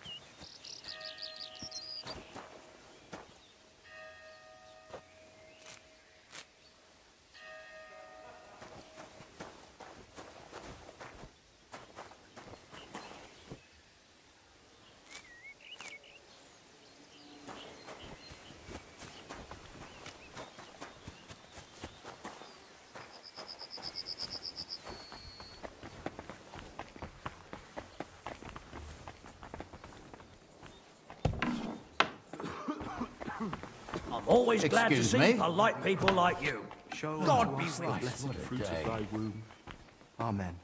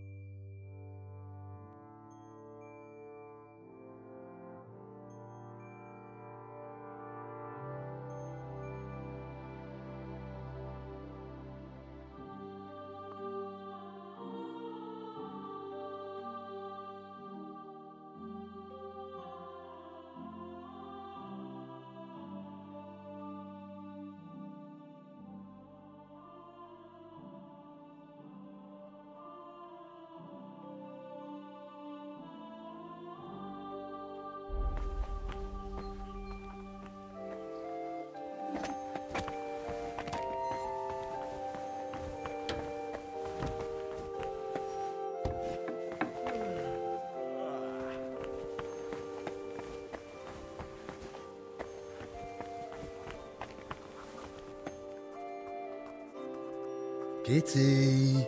Kitty!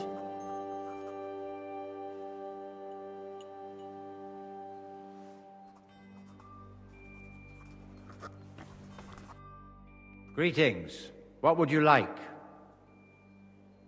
Your brother Crispin, right? I'm here about Yaroslav. I heard he works here as a translator.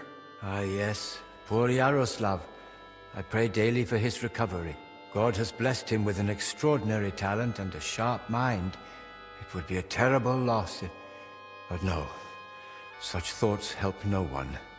And who are you, anyway? My name is Henry. I'm helping Master Albic in the infirmary. Very well. What do you want to know about Yaroslav?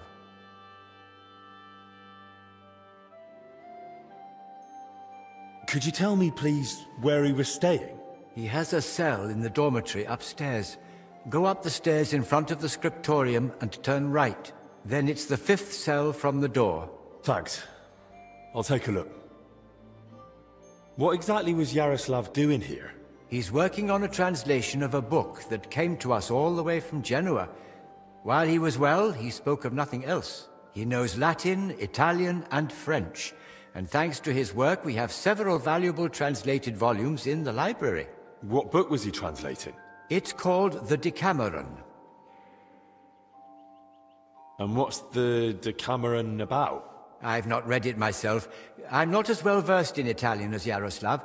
I was waiting for him to finish the translation, but he spoke of it as a groundbreaking work of indescribable value. He even believed it might one day uplift the Christian people beyond their worldly suffering. He was so excited he barely ate or slept, just kept working. I thought it best to let him focus solely on the translation and assigned his other duties to others. Where did Yaroslav work? Here in the scriptorium, of course. You'll find his usual place right by the entrance. But be careful, he's got something unfinished there. He's spent so much time on it that it must be nearly done by now. It'd be a shame to ruin it just before completion. Don't worry. I'll be careful. Who here knew Yaroslav best? Most likely, Brother Celestine. He helps with copying books too, though he doesn't have nearly the same talent. Celestine, you say? I should speak to him.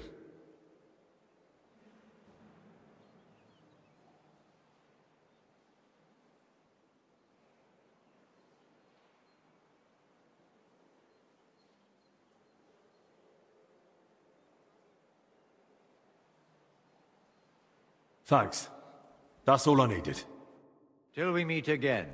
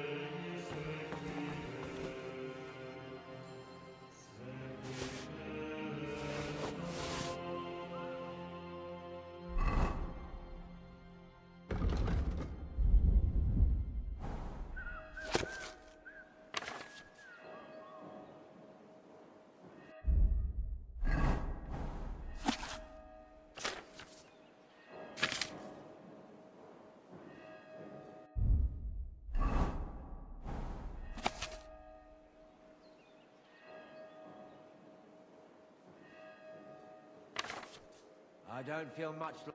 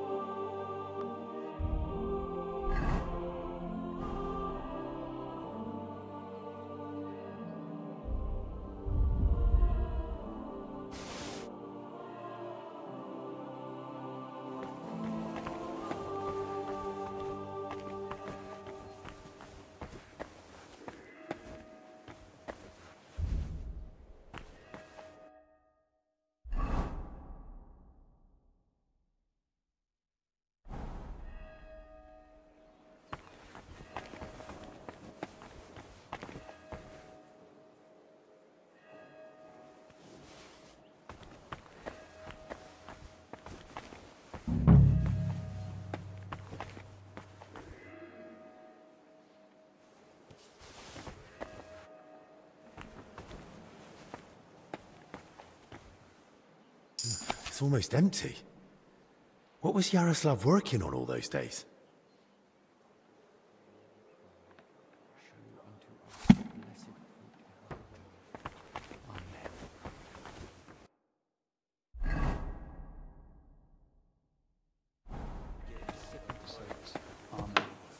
Excuse me? This monastery and the whole world with peace.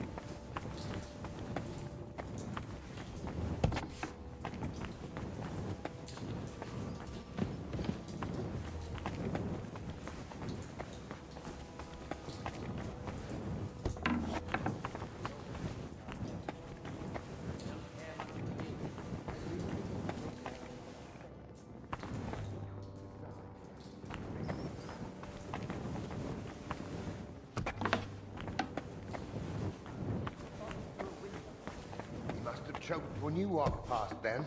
Hey, I used to be a pure soul. Until I met you.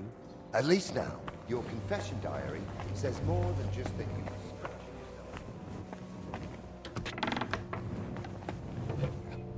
Greetings! To you we cry. Show unto us...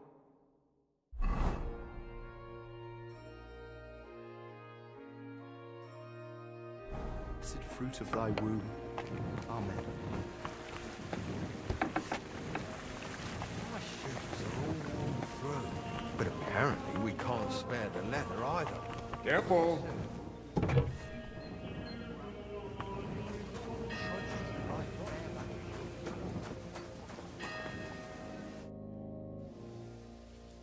Brother Petramil? Yes, and you are? My name's Henry. I'm accompanying Albic of Unichov. The abbot said you'd show me around the monastery. Of course. The monastery grounds are extensive, and I'm glad you're open to advice on getting around. Would you like to go now? Yes, please.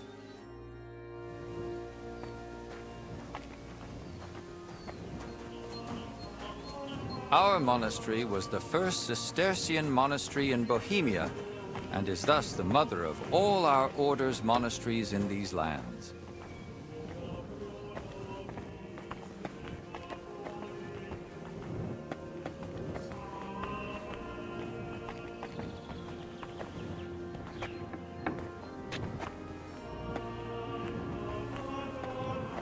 This is the gate to the monastery.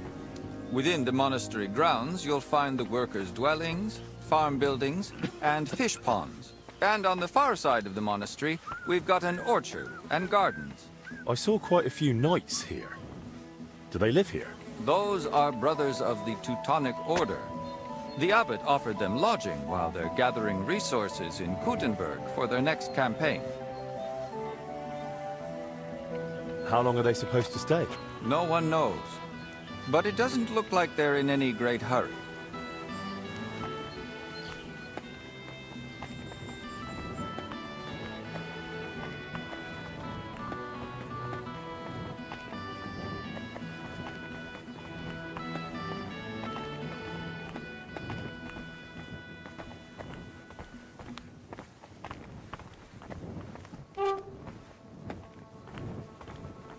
This is the kitchen. From here, Salarius Julian oversees the state of the monastery stores and the meals for the brothers. Good to know where to come if I get hungry. Yes. But please, try not to speak with the other brothers too much. Why not?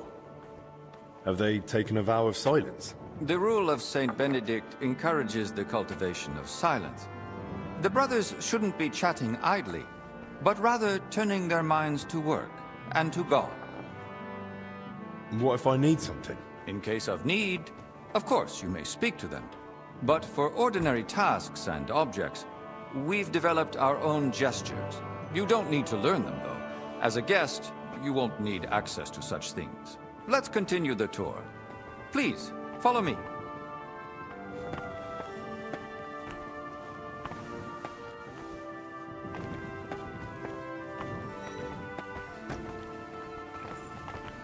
Excuse me?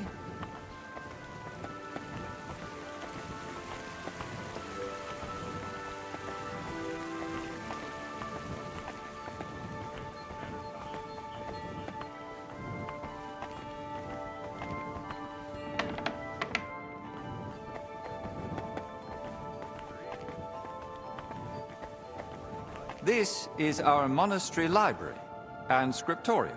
Brother Crispin, our librarian, does a splendid job. Our collection may not be the largest, but it's exceptionally colorful. What's your scriptorium working on? Brother Yaroslav is working day and night translating some Italian book. He's the most gifted translator I've ever met. But every gift comes with its dark side. What do you mean? Well, he's a bit of a free thinker. And how does that show? He asks senior brothers about matters a devout brother ought not to ponder, and such things have no place in our monastery. Can I borrow any books here? Yes, but please try not to take them out of the library. We already have trouble with brothers not returning them. I think I myself might have a forgotten volume or two in my cell. Can I help with that? That's up to Brother Crispin. But it's true he's overburdened and sorely short of time. Try asking him. All right, I'll check with him. If Albic doesn't need me urgently. That would be kind of you. So, let's move on.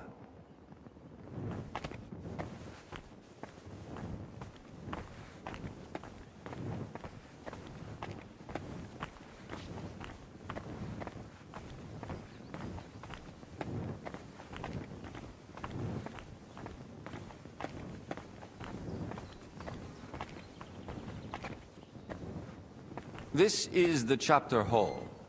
Here, Abbot Jan receives important visitors and pilgrims. You mean like when Sigismund came? Of course. That was the most important visit, and duty of recent years. And does he trouble you, being here? Of course not. We vacated an entire wing for His Majesty and his retinue, so he'd be comfortable and the monastery remained peaceful. Apart from the occasional excursion, we barely noticed him. Have you had any other such visitors recently? The king brought his closest attendants. Even his physician, whom the abbot, I believe, also asked for help. 2 royal physicians in one place? That's quite the coincidence. Indeed. That's why I'm also curious why your master has come. He wants to ask the abbot for something. I see. And he hopes it'll succeed? Well, he's rather stubborn. And he seems on good terms with the abbot, so who knows? Indeed. Let's continue the tour. Please, follow me.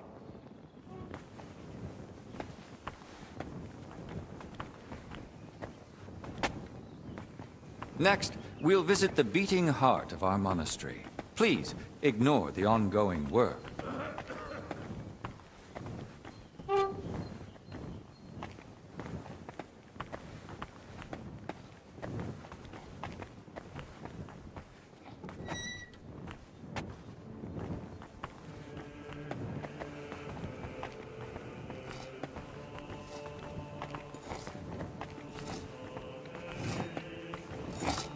Welcome to the Church of the Assumption of the Virgin Mary. It's the pride of our monastery, and the dominant landmark of the region. What's with the hole in the floor? Yes. That's one of the hazards of ongoing repairs. But that's not something a guest need concern himself with. I don't mind. Tell me. There's not much to tell. During repairs, the floor collapsed into the cellar spaces. And we're working on fixing it. Oh, come on. There's got to be more to it. A cellar under the church? Storing onions on sacred ground? Not onions, but bodies.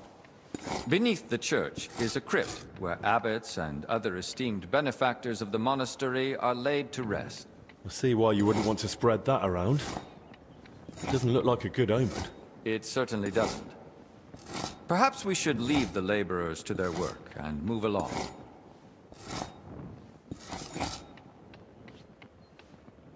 I'd like to stay in the church a little while longer. I've been staring at it from Kuttenberg. I'm glad to finally get to see inside. Let it serve as a reminder of who tended to the souls of the people of Kuttenberg for decades. And do you think they need it? It'll do them good. The townsfolk are building their own church outside the bounds of our parish. They claim they should choose who'll oversee their town. Blessings to you. Isn't that right, though? If they pick someone themselves, they're more likely to listen to it. But what of tradition? Of glory? Of all the service we've given to the townspeople? Not to mention how much of Kuttenberg stands on land owned by the monastery. Oh? Which part? That's a matter for the monastery. Let's continue the tour. There's not much left now.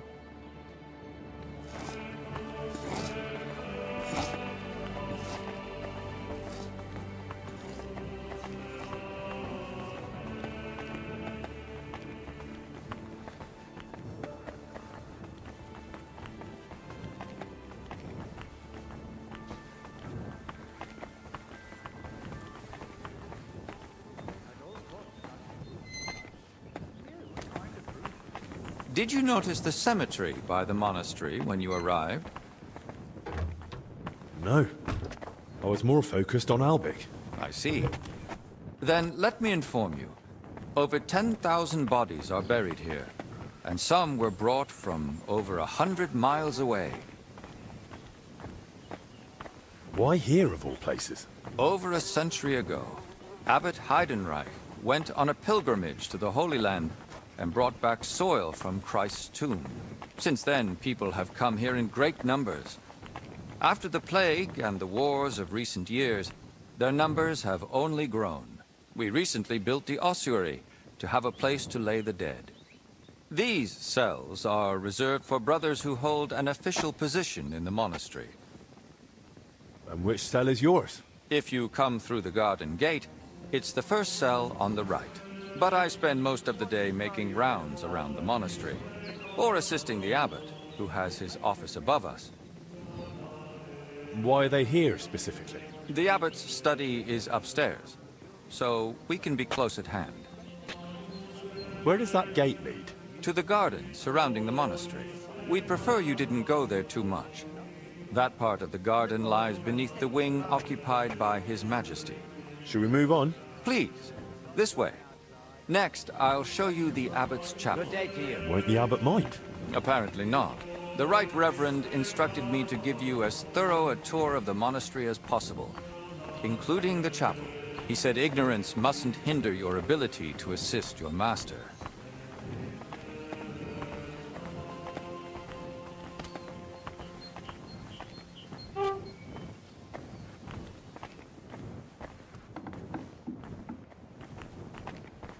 The last part of our tour.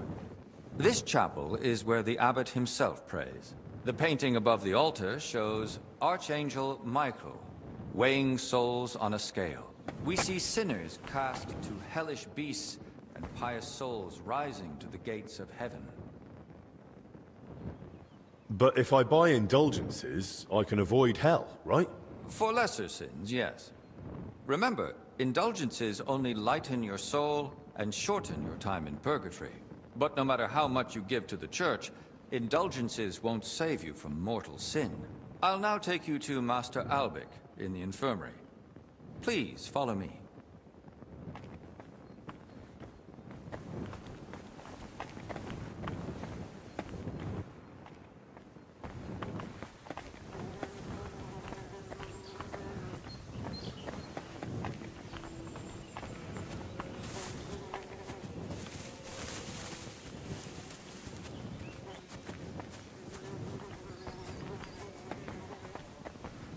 To the right is the gate to the wing now occupied by King Sigismund. Don't go near it. You won't get in. They don't wish to be disturbed. And if you walk past, please try to be quiet.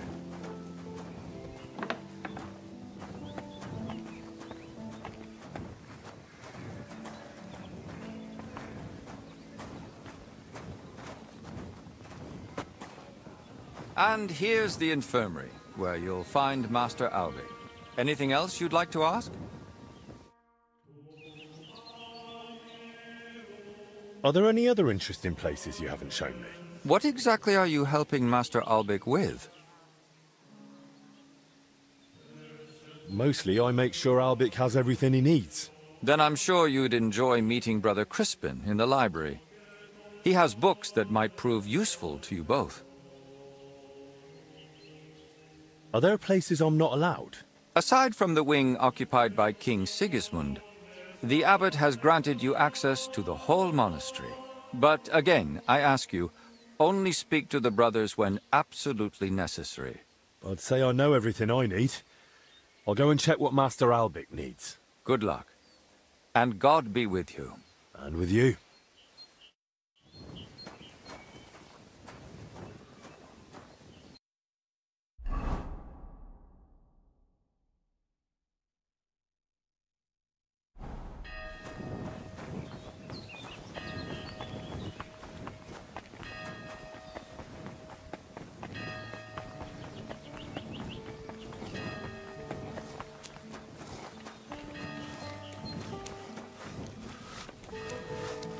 Good day.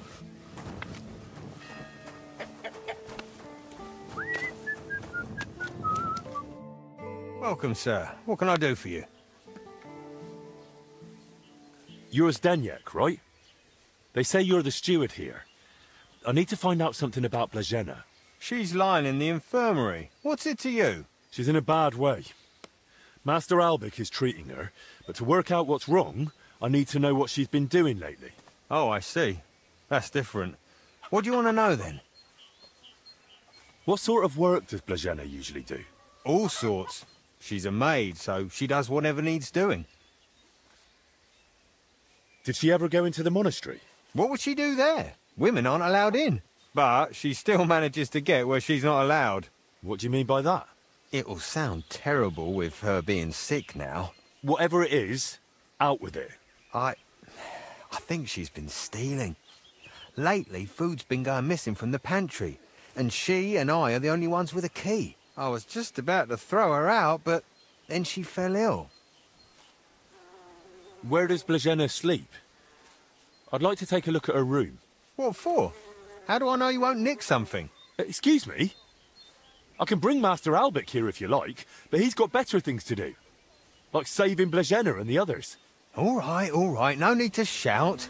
Blazena sleeps in the house across from the church, like most of the help. When you enter, go through the door on the right, then up the stairs. Her bed and chest are by the window. I'll take a look there if that's all right. Who was Blazena closest with here? She shared a room with Valerie. I had to separate them more than once so they'd stop chatting and get to work. And how do I recognise Valerie? Easy. She's the only blonde among the maids. And where do I find Valerie? That's her, standing over there. But listen, don't tell her what I suspect. She might take it the wrong way. Thanks. Oh, well, I'm here burning from the inside, and they couldn't care less. Greetings, sir. What would you like? I need to find something out about Blazena. And they say you know her better than anyone. Well, we share a room, but we're not that close, really. Why? I'm helping the physician treating her, and anything I find out could help. I spoke to the steward, but he wasn't very helpful. You mean Zdeněk? What did he tell you about Blazena? Not much, really. Just that she's a maid and all that. That's why I was hoping you'd tell me more. Did he try telling you she's a thief? And is she? That scoundrel. I knew he'd try feeding you lies. How can you be so sure Zdeněk lied to me? Because I caught him red-handed. I saw him going through Blazena's things. Her chest. You think he was looking for something? Maybe. I saw him take something out of her chest. And do you know exactly what he took? No. It was already getting dark, and the bastard's quick with his hands. But it must have been something small. Right after that, he slipped out and went down into the cellar outside. Do you know where Zdeněk sleeps? Maybe I should have a look. We live in the same house. Me and Blazena sleep upstairs. He's got a bed in the kitchen downstairs, just opposite the door. And what sort of cellar is it? The entrance is in the yard, under the stairs. There's food down there, but mainly that's where the monastery wine is kept. There are a few rooms down there, and only Zdeněk has a key to some of them. Sounds like a perfect place to stash stolen goods. But why would Zdeněk lie about Blazena stealing? I don't know what went on between them, but lately he's been giving her a hard time. I think he wants to get rid of her. Now? When poor Blazena's ill? That's just grist to his mill. The poor lass can't even defend herself, and he wants to take advantage of it. Why would the steward want to get rid of an ordinary maid? Isn't it enough that he's a scoundrel? Maybe he fancied her and she laughed in his face. Serves him right. Did Blazena have a sweetheart? That? I'm not entirely sure. So someone's been sniffing round her? I only ever saw her once, chatting cheerfully in the doorway of the monastery with some monk. Monks aren't supposed to talk to women, right? And I haven't told anyone but you about it, and you keep it to yourself too. Blazena's got it hard enough as it is. Where did Blazena usually go around the monastery? All over? Right, but that doesn't help me. Where did only she go? Zdeněk gave her the pantry key, so she was the only one who had access to it. And where is that pantry? That same cellar I already told you about. The one I saw Zdeněk run into. That'll do for now. I'll take a look in that cellar and see what I can find. Right, but how is all this supposed to help Blazena get better? Well, to be honest, I don't know myself. But Master Albic said to find out what I can. And how is Blazena doing?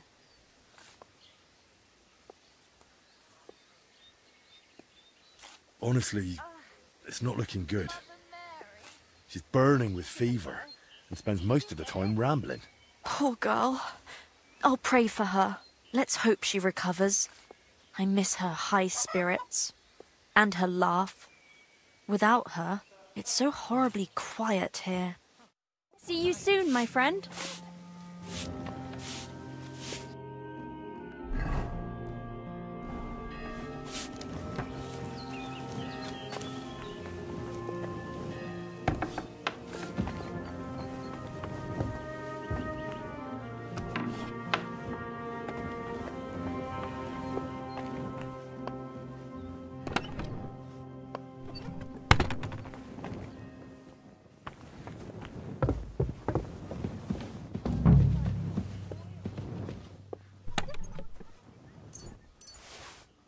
That's a lot of coin.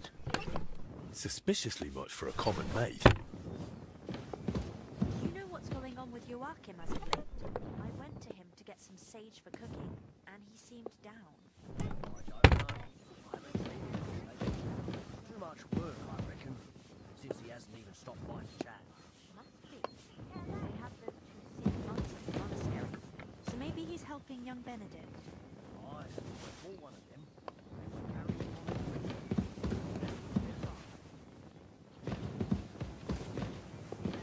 He hasn't looked good in quite a while. He's getting long in the tooth after all.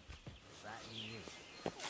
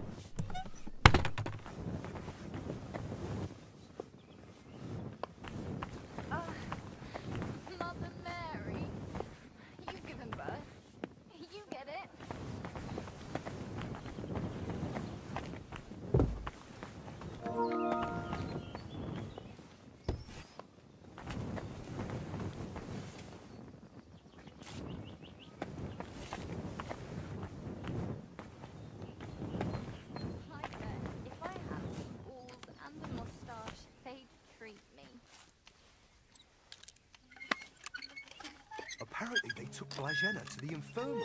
Aye, so I thought. What's the matter with You her? took something terrible. I saw you do it. No talking to her either.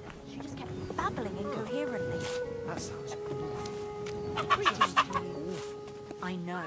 When the young novice Benedict came to see her, he How said, dare you show your face around here, Maybe you it was thief? just his first time seeing a woman.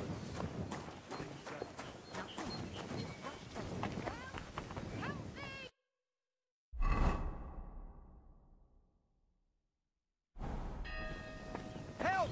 I need help, folks!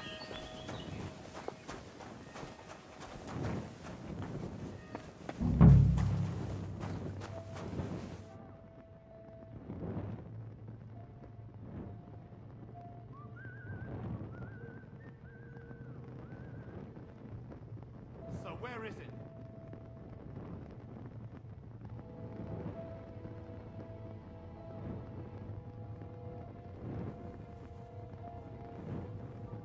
I'm coming!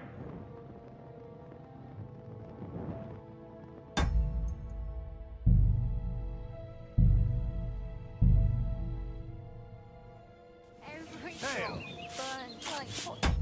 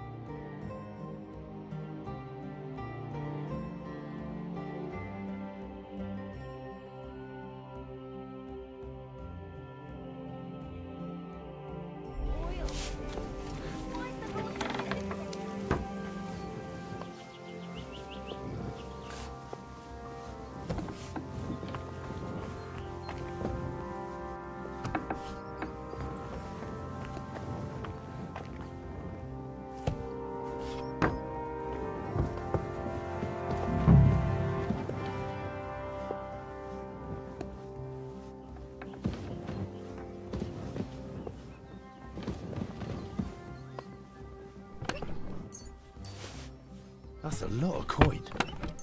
Suspiciously much for a common maid.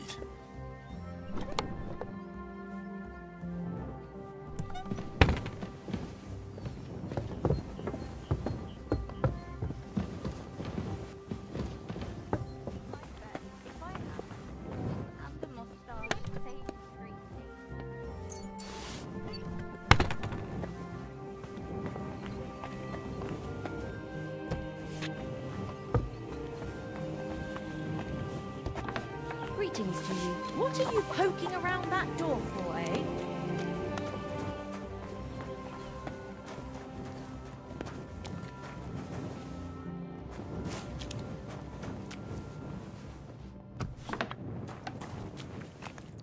That's a lot of water. What's Stenyek using it for?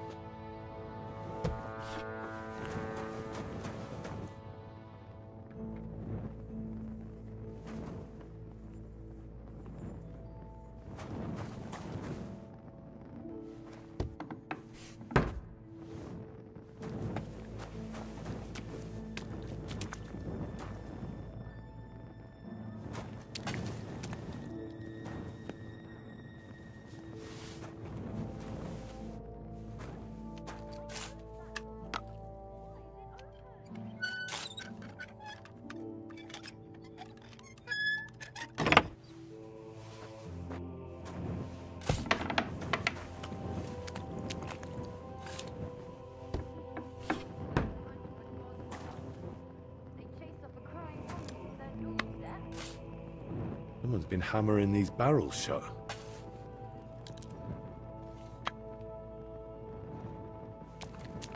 An empty wine barrel. Wine in a tub.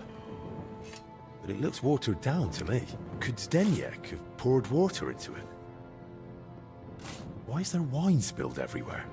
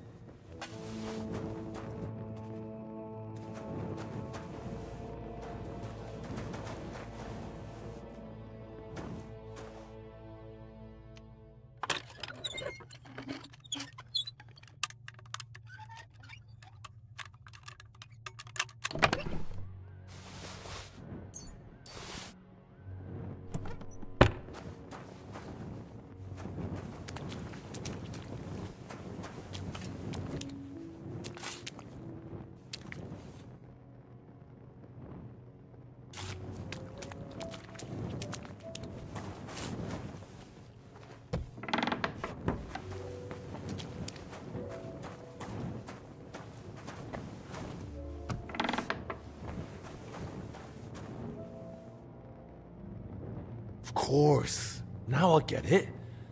Steward Zdeněk's watering down the monastery wine. If the abbot found out about this, he'd throw him out.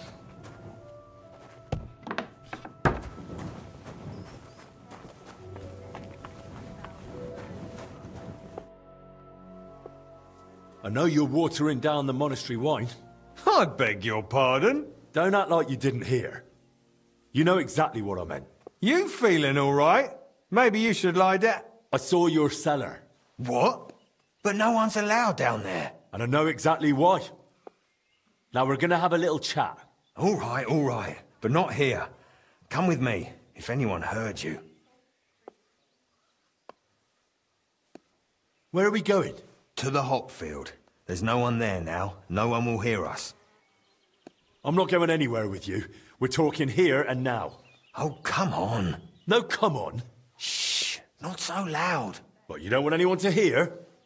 Then talk. All right. I won't say another word. Just stop shouting. So what the hell do you want from me? Coin? Why did you lie to me about Blazhenna? About her stealing? What's Blazhenna got to do with all this anyway? Did that bitch tell you something? Don't speak about her like that, you hear me? The poor girl might die. And anyway, why would she tell me anything? Because she figured it out too. One time I forgot to lock the cellar door behind me and she caught me at it. So that's why you lied about her? So no one would believe her if she gave you away? You're a right bastard, you know that? Go to hell. They say you were rummaging through her chest. And you took something. What kind of nonsense is that? Don't deny it. They saw you. So what did you take? I found a key in her chest. What key? What's it for? It's for the monastery cellar. You mean your cellar? No, it's the key to the cellar under the monastery. But how would Blazhenna get something like that? Women aren't even allowed in the monastery. Yeah, I don't know. Oh, Christ. And that's all you know? That's it, I swear. Then give me the key. I don't have it on me. So where is it? It's hidden, where I keep the silver from the watered wine. I figured you'd want something in return for keeping quiet. Keep the silver. I just want the key. Really? Then it seems we have a deal. Come with me.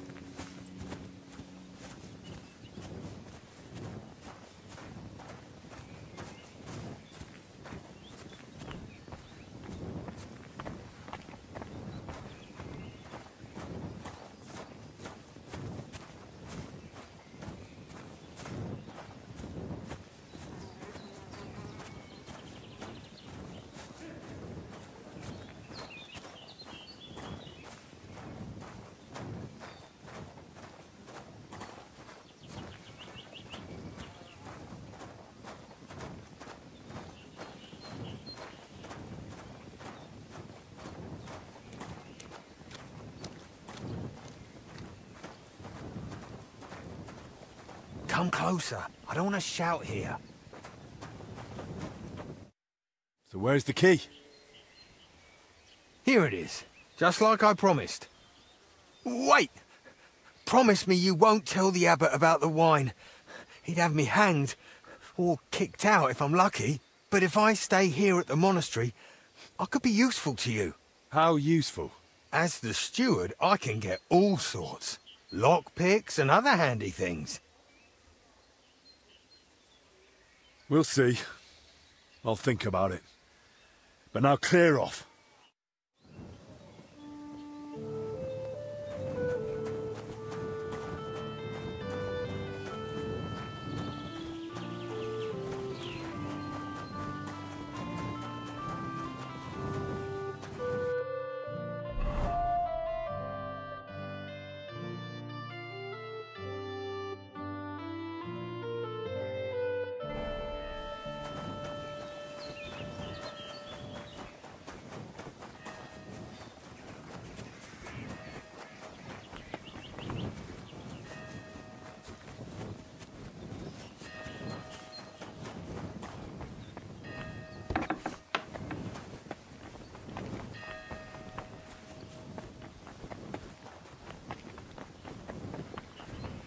Jesus Christ be praised.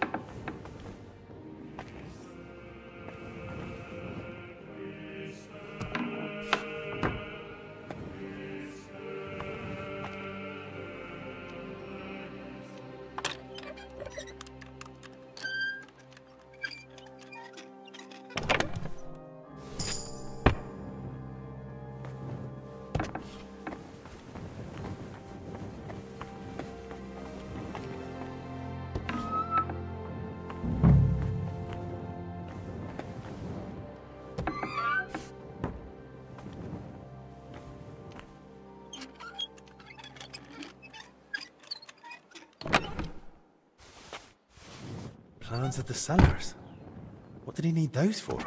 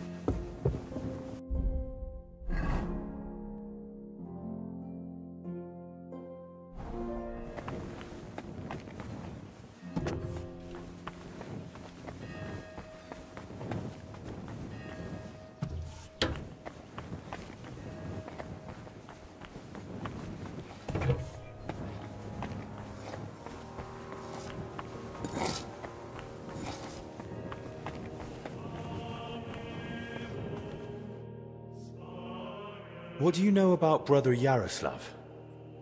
The librarian said you knew him better than anyone. That's right. We joined the monastery at the same time and just got on somehow. How does Yaroslav spend his time when he's not in the scriptorium? Why are you even asking? Master Albik put me up to it. He's treating him now. He said it might help if we knew more about Yaroslav. I see. And how is he? Is the treatment working? It's not looking good so far. He's still delirious. Barely reacts even when someone speaks to him. God have mercy. If you tell me what you know about him, it might help him. What did you want to know? How does Yaroslav spend his time? Same as all of us.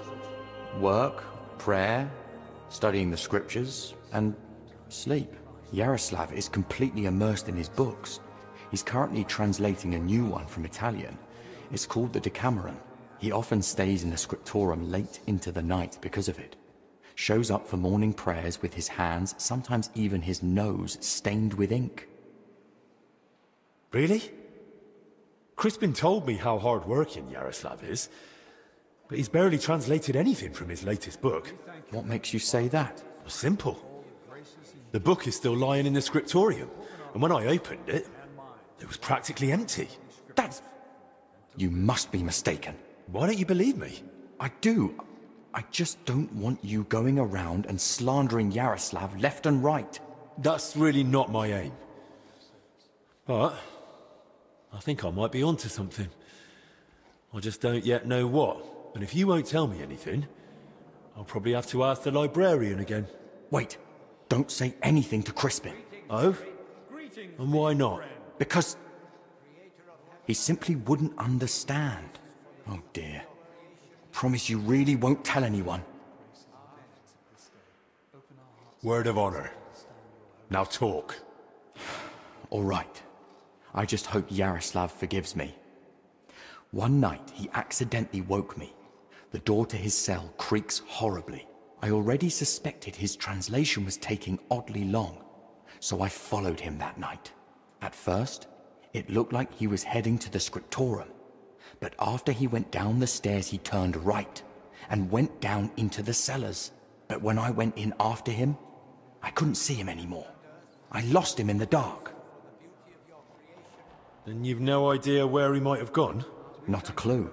As far as I know, it's just barrels of wine down there. And empty wine barrels. Why didn't you want to tell me?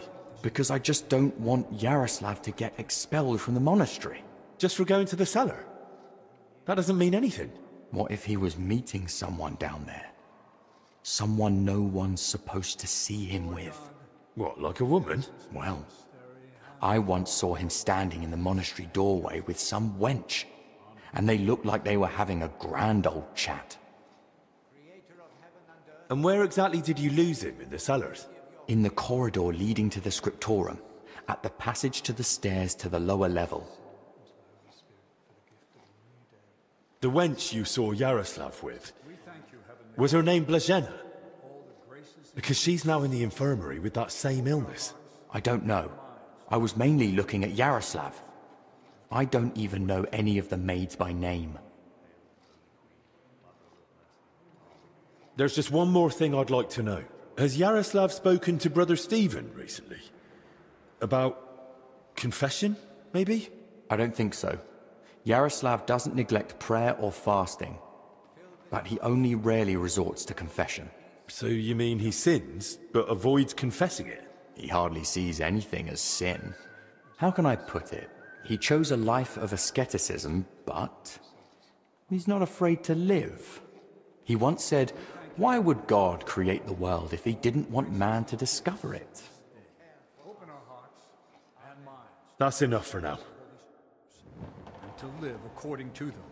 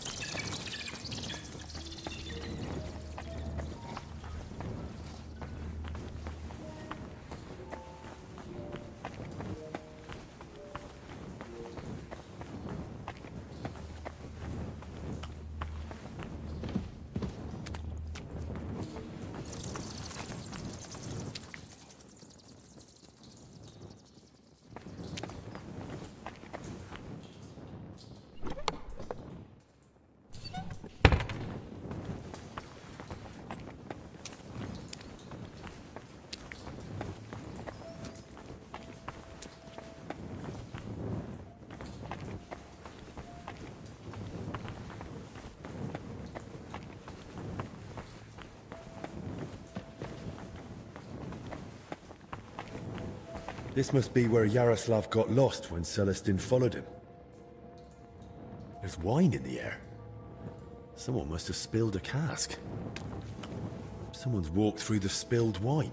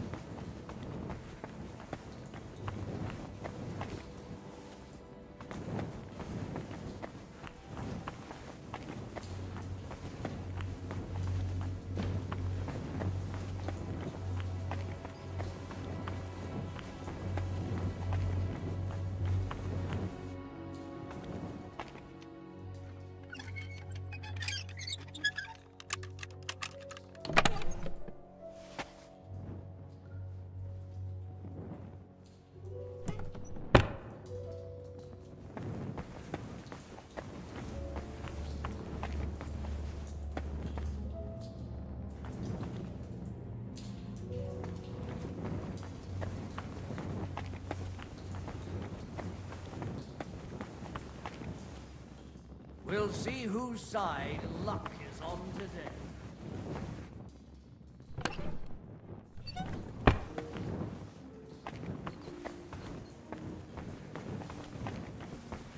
Careful. No great loss. It wasn't that good anyway.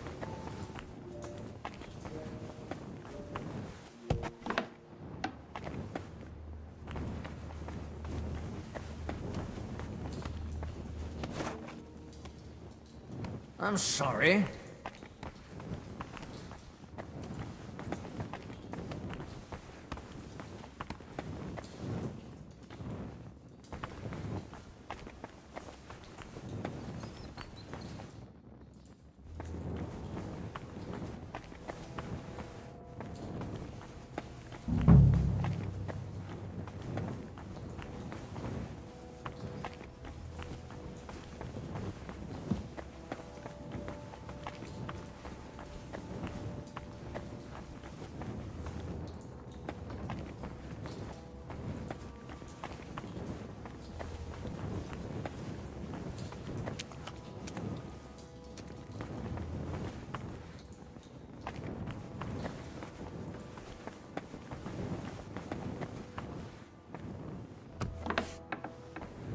I'm always glad to see polite people like you.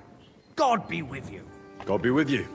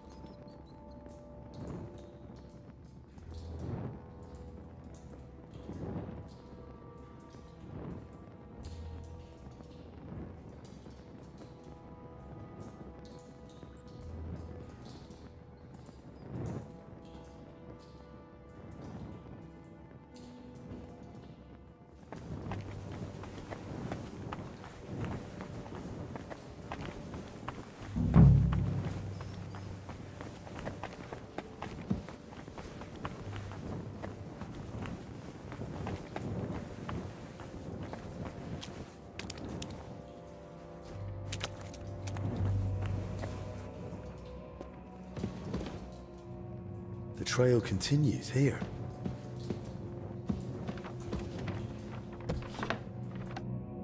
What the? Hey!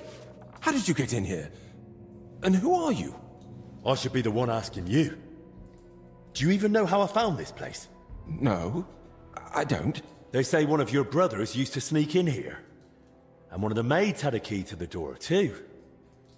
You see where I'm going with this? Oh, no. You've got it all wrong. Calm down. I'm not judging anyone. Both of them are seriously ill now. I'm just trying to help. Christ's precious passion. May the Lord forgive us. Forgive you for what? And who even are you? Wojtek. We were writing a book here. All of us. What book are you talking about? You don't mean the Decameron? Oh no. Yaroslav finished that one long ago. Everyone I've talked to thinks Yaroslav is still working on it. Why didn't he tell anyone? When Yaroslav started translating the Decameron, he soon realized what it was really about. He became afraid that if Brother Crispin, or, God forbid, the abbot, found out, they'd forbid him to continue the translation. They might even have the book destroyed. What a loss that would be. So once he'd finished the translation, he hid it down here instead. So, what's the Decameron actually about? That's not such an easy question. And you don't look like someone who came here to talk about literature. Then at least tell me why Yaroslav was afraid to hand over the book. Because it represents a new way of thinking. It doesn't focus so much on our Lord, but more on man. On human virtues, vices, good and bad intentions, and all the forms of love. Really? All of them? All of them. Mind you, the book pokes fun at the church a little. And you, as servants of God, were fine with that? It mocks your faith. I said the church, not God. There's a difference, even if not everyone wants to see it. Right. So what was Yaroslav working on down here, then? The Decameron left a strong impression on him. He decided to write a book of his own, in the same spirit, to celebrate what is as valuable to man as love, or the spiritual life. He later asked Brother Ernest and me to work on the book together. And what exactly did Yaroslav want to write about? About humor, wit, laughter. About everything that can make a person laugh. Why would someone write about that, of all things? I thought books were meant to be about... Something lofty? Well, something like that. Yaroslav believed that a sense of humor could help a person in hard times just as much as strong faith could. Those are strong words, especially from a monk. Some might say it's not far off blasphemy. Yaroslav didn't put laughter on the same level as God. On the contrary, he saw it as a precious and wise gift from our Lord. But as you say, not everyone would understand his thinking, especially among the brothers. That's why we met and worked in secret. Sometimes we'd write all night, other times we'd get into heated debates. And sometimes we just tried to outdo each other with witty sayings. So, basically you were sitting down here telling jokes all night? Among other things, but mostly we were working. Go on then. Tell me one of the jokes you came up with. Now? All right then. All right. Here's one. Do you know why monks lie down in the meadow among the sheep? Because they're waiting for the good shepherd.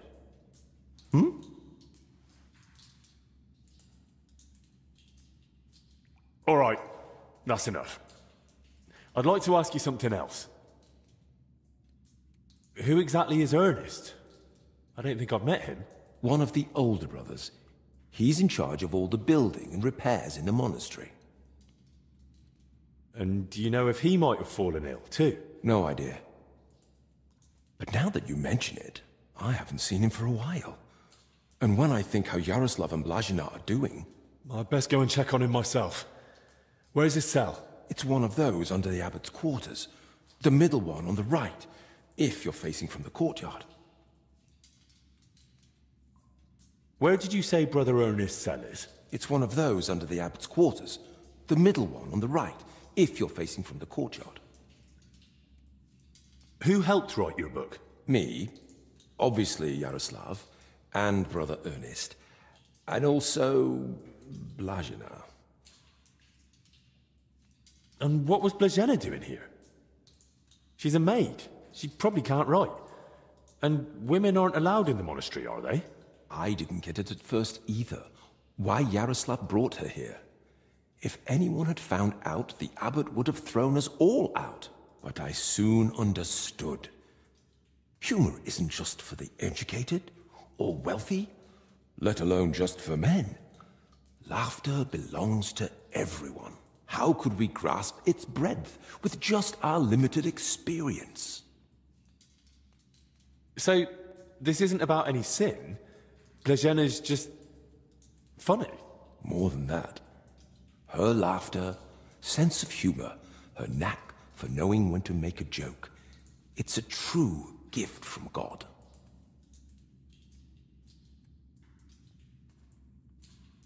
What about the elder confessor, Stephen? Was he never part of this? He's got nothing to do with it. He doesn't know a thing, unless someone slipped up during confession. And how are you feeling, anyway? Are you all right? Yes, at least for now. No symptoms? Weakness, rash, fever, anything? Nothing like that, I swear. If you start feeling bad, report to the infirmary at once. Understood? Of course. How long have you been meeting here? Since the start of summer. So at least 30 days? Roughly. I don't remember exactly. Sorry. I've heard enough. I'll go and check on Ernest now. Wait. What about me? What's going to happen to me? I told you, if you're not feeling well, go to the infirmary. Albic will take care of you. Don't worry. I meant our book. Please, don't tell the abbot about it. We weren't doing anything wrong, but if he found out, he'd throw us out. Why would I tell him? You didn't do anything wrong here. Thank you. And may God protect you.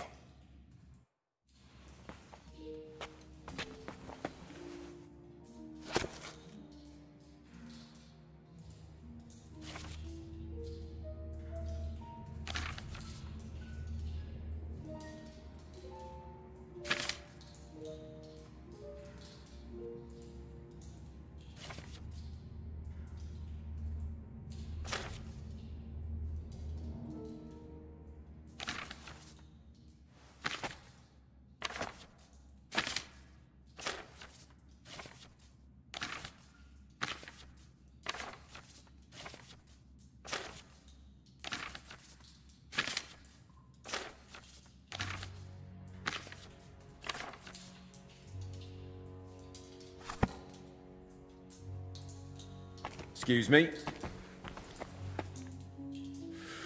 Whew, it's damp, chilly, but the air is clean.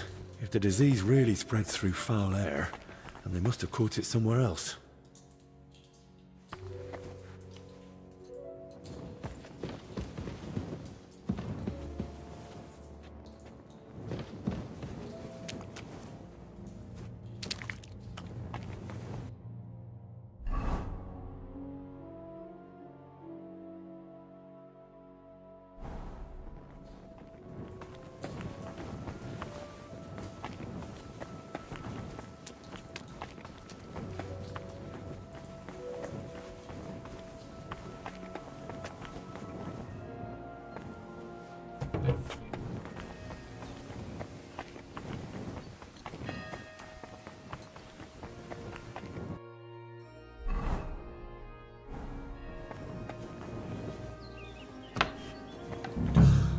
Christ! I'm too late.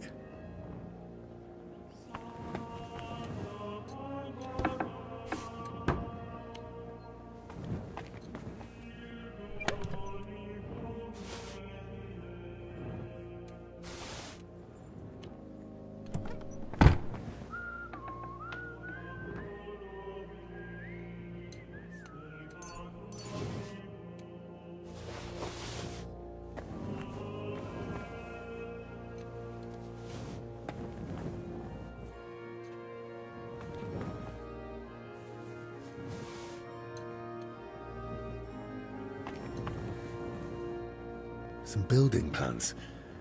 Looks like a church, and underneath, probably a crypt? I should tell Albic about this.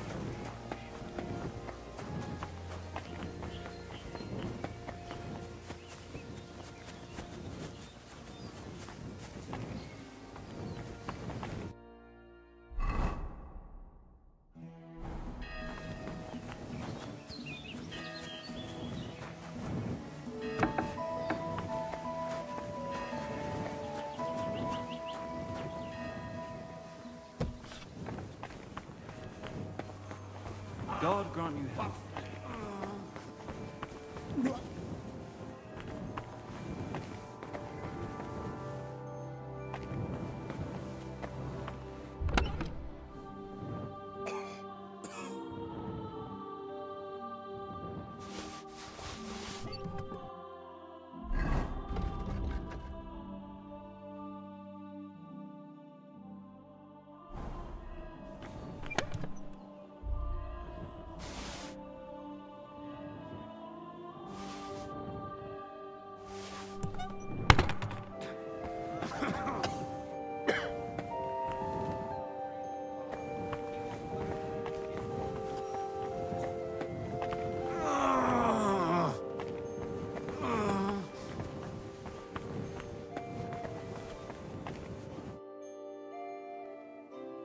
You mentioned you know the herbalist. Don't think we're old friends or something. When Zacharias mentioned... So... It's mainly they've known each other. They write to each other. I see. He preferred... I found another infected. You're not the only one. While you were gone, they brought in several more. So, where's your sick man? With the Lord now. I found him too late. Lord have mercy. Do you at least know who it was? One of the monks. His name was Ernest. That's the second death today. Let's hope it's the last. The confessor's dead. Old Stephen. Don't blame yourself. I'm sure you did everything you could to help him. We tried, but sometimes there's just nothing we can do. At least we know he's no longer suffering. And what about you? Did you find out anything about the others who are sick? Do they have anything in common? I found out that Ernest, Yaroslav and Blazhena were meeting regularly. There's a secret copying workshop in the cellar. A secret? But why? And what in God's name was she doing there? From what I gathered, the translator got hold of some indecent book in the vernacular. I think it was called... The Decameron? Yes. You know it? It caused quite a stir at the university in Padua. The students loved it, the masters forbade it, and the clergy cursed it. But back to the matter. What else? Yaroslav was only supposed to translate the book, but it ended up inspiring him to write something of his own, and that's what he was working on with the others. That explains why those three got infected. Do you think it happened in their workshop? Did you notice dampness, mold, any strange smell or bad air? Nothing like that. It was damp, but the air was otherwise clean. In that case, someone must have brought the illness to them. But who? Probably Ernest. If he died first, it would make sense. Or maybe the illness just killed him faster because he was older. Like the confessor. That's possible too. I found some jewelry in Stephen's cell. It looked quite old. Jewelry? Where would he have got that from? He might have stolen it.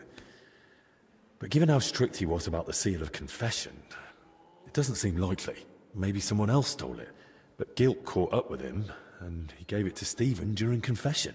Maybe. But surely we'd have heard about such a theft by now. Unless... they stole it from someone who can't tell anyone anymore. Do you think we've got a murderer here? I've no idea. It's all just guesswork. So, what are we going to do now? We'll go to the abbot. You, Zacharias, and I. This is getting out of hand, and the number of sick keeps rising. To the abbot? Right now? You think waiting will solve anything? You've all come. That can't mean anything good. The truth is, more are falling ill and the infirmary's filling up fast. We're trying to give them all they need. But soon there'll be no beds, and they'll have to lie on the floor. How many have died? The old confessor, Brother Stephen. And Brother Ernest, too. Ernest? He died in his cell. No one even knew he'd fallen ill.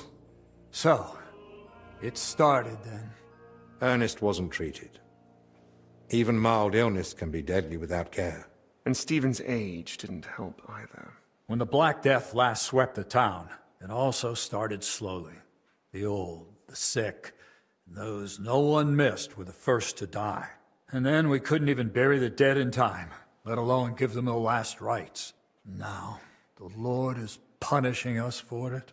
We do have some good news. With Henry's help, we might soon uncover where the infection's coming from. We know that Brother Yaroslav and that maid both met with Ernest, so the illness must have spread between them. They all met? Even the maid? Why? Well, I didn't mean they were all together at the same time. Just that both Yaroslav and Blazhena had encounters with Ernest. Why would a maid be meeting with Ernest? That makes no sense. Ernest never left the monastery grounds. He did, in fact. Fairly often. He was one of the few allowed out for work reasons. Then they must have run into each other by chance, somewhere outside. Very well, then. Just breathing the same foul air as someone infected for a while puts you at risk. And since I found Ernest already dead, we believe he's the one who brought the sickness among the others. If he was the first to die, then he must have been the first to catch it, right? But where did he catch it? I don't know yet, Father. But I have certain suspicions. I found building plans in his cell. Looked like a floor plan of the church. That means nothing. Ernest oversaw all construction work in the monastery. And what had he been working on lately? He'd been supervising repairs in the church. A floor had collapsed above the crypt recently. He was assigning tasks to laborers and overseeing the work. Which crypt do you mean? Some important nobles are buried there. But most of all, it's the tomb of my predecessors. May their souls rest in peace. That might be the source of the foul air. The illness could have spread from the exposed crypt. I ought to go into the church and inspect everything thoroughly. Especially that crypt. That's not a good idea. If the illness is really spreading from there, no one should go in. I understand your concern, Zacharias. But Henry is right. At this point, it's just a supposition, and we must put it to the test. Enough. What nonsense is this? No one's going into that crypt. The disease is spreading. The infirmary is full. We've already got 2 dead. Father, I understand you're afraid, but... Afraid? I'm not afraid. I bear responsibility for the whole monastery, for every living soul. And it's my God-given duty to do everything I can to protect them from the plague. Father, wait. Just give us a day. 2 at most. I'll just find out where the sickness came from. You won't get another hour. The monastery is to be sealed. No one goes in, no one comes out. All the monks are to withdraw to their cells. What about us? You want to keep us here against our will? I don't want to, but I must. And at the same time, I humbly ask for your help. Believe me, you'll be repaid when the time is right. You came to me with a certain request. Help me, you may consider it granted. It's for the best, Albec. Even if it turns out not to be the plague, it's still a deadly illness, and we're within sight of the town. If it spreads to Kuttenberg, it'd be a disaster. I know. But as you wish. I'm sorry, Henry, but I'm afraid we have no choice.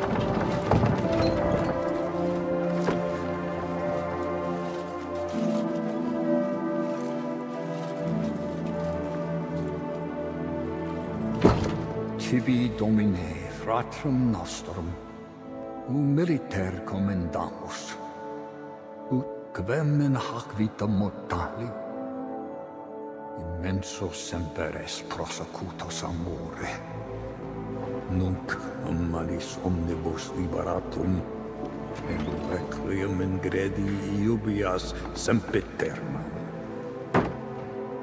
Tuam ergo clementium deprecamur, ut via prima iam transierunt, illum in paradisum tum begnine perducus, ubi neque luctus, neque clamor, neque dolor erit ultra. Sed pax et gaudium, Filio tuo et Spiritus Sancto in saecula saeculorum. Amen.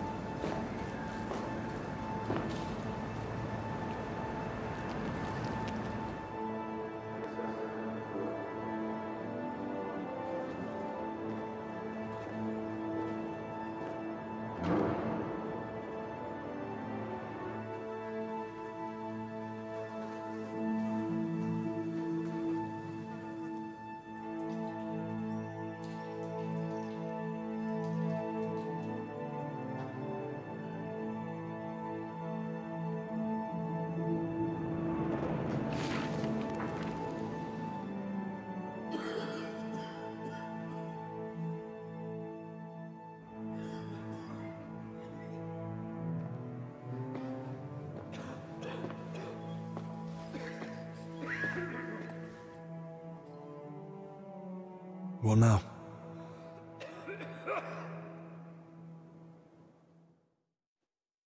This whole situation keeps getting worse.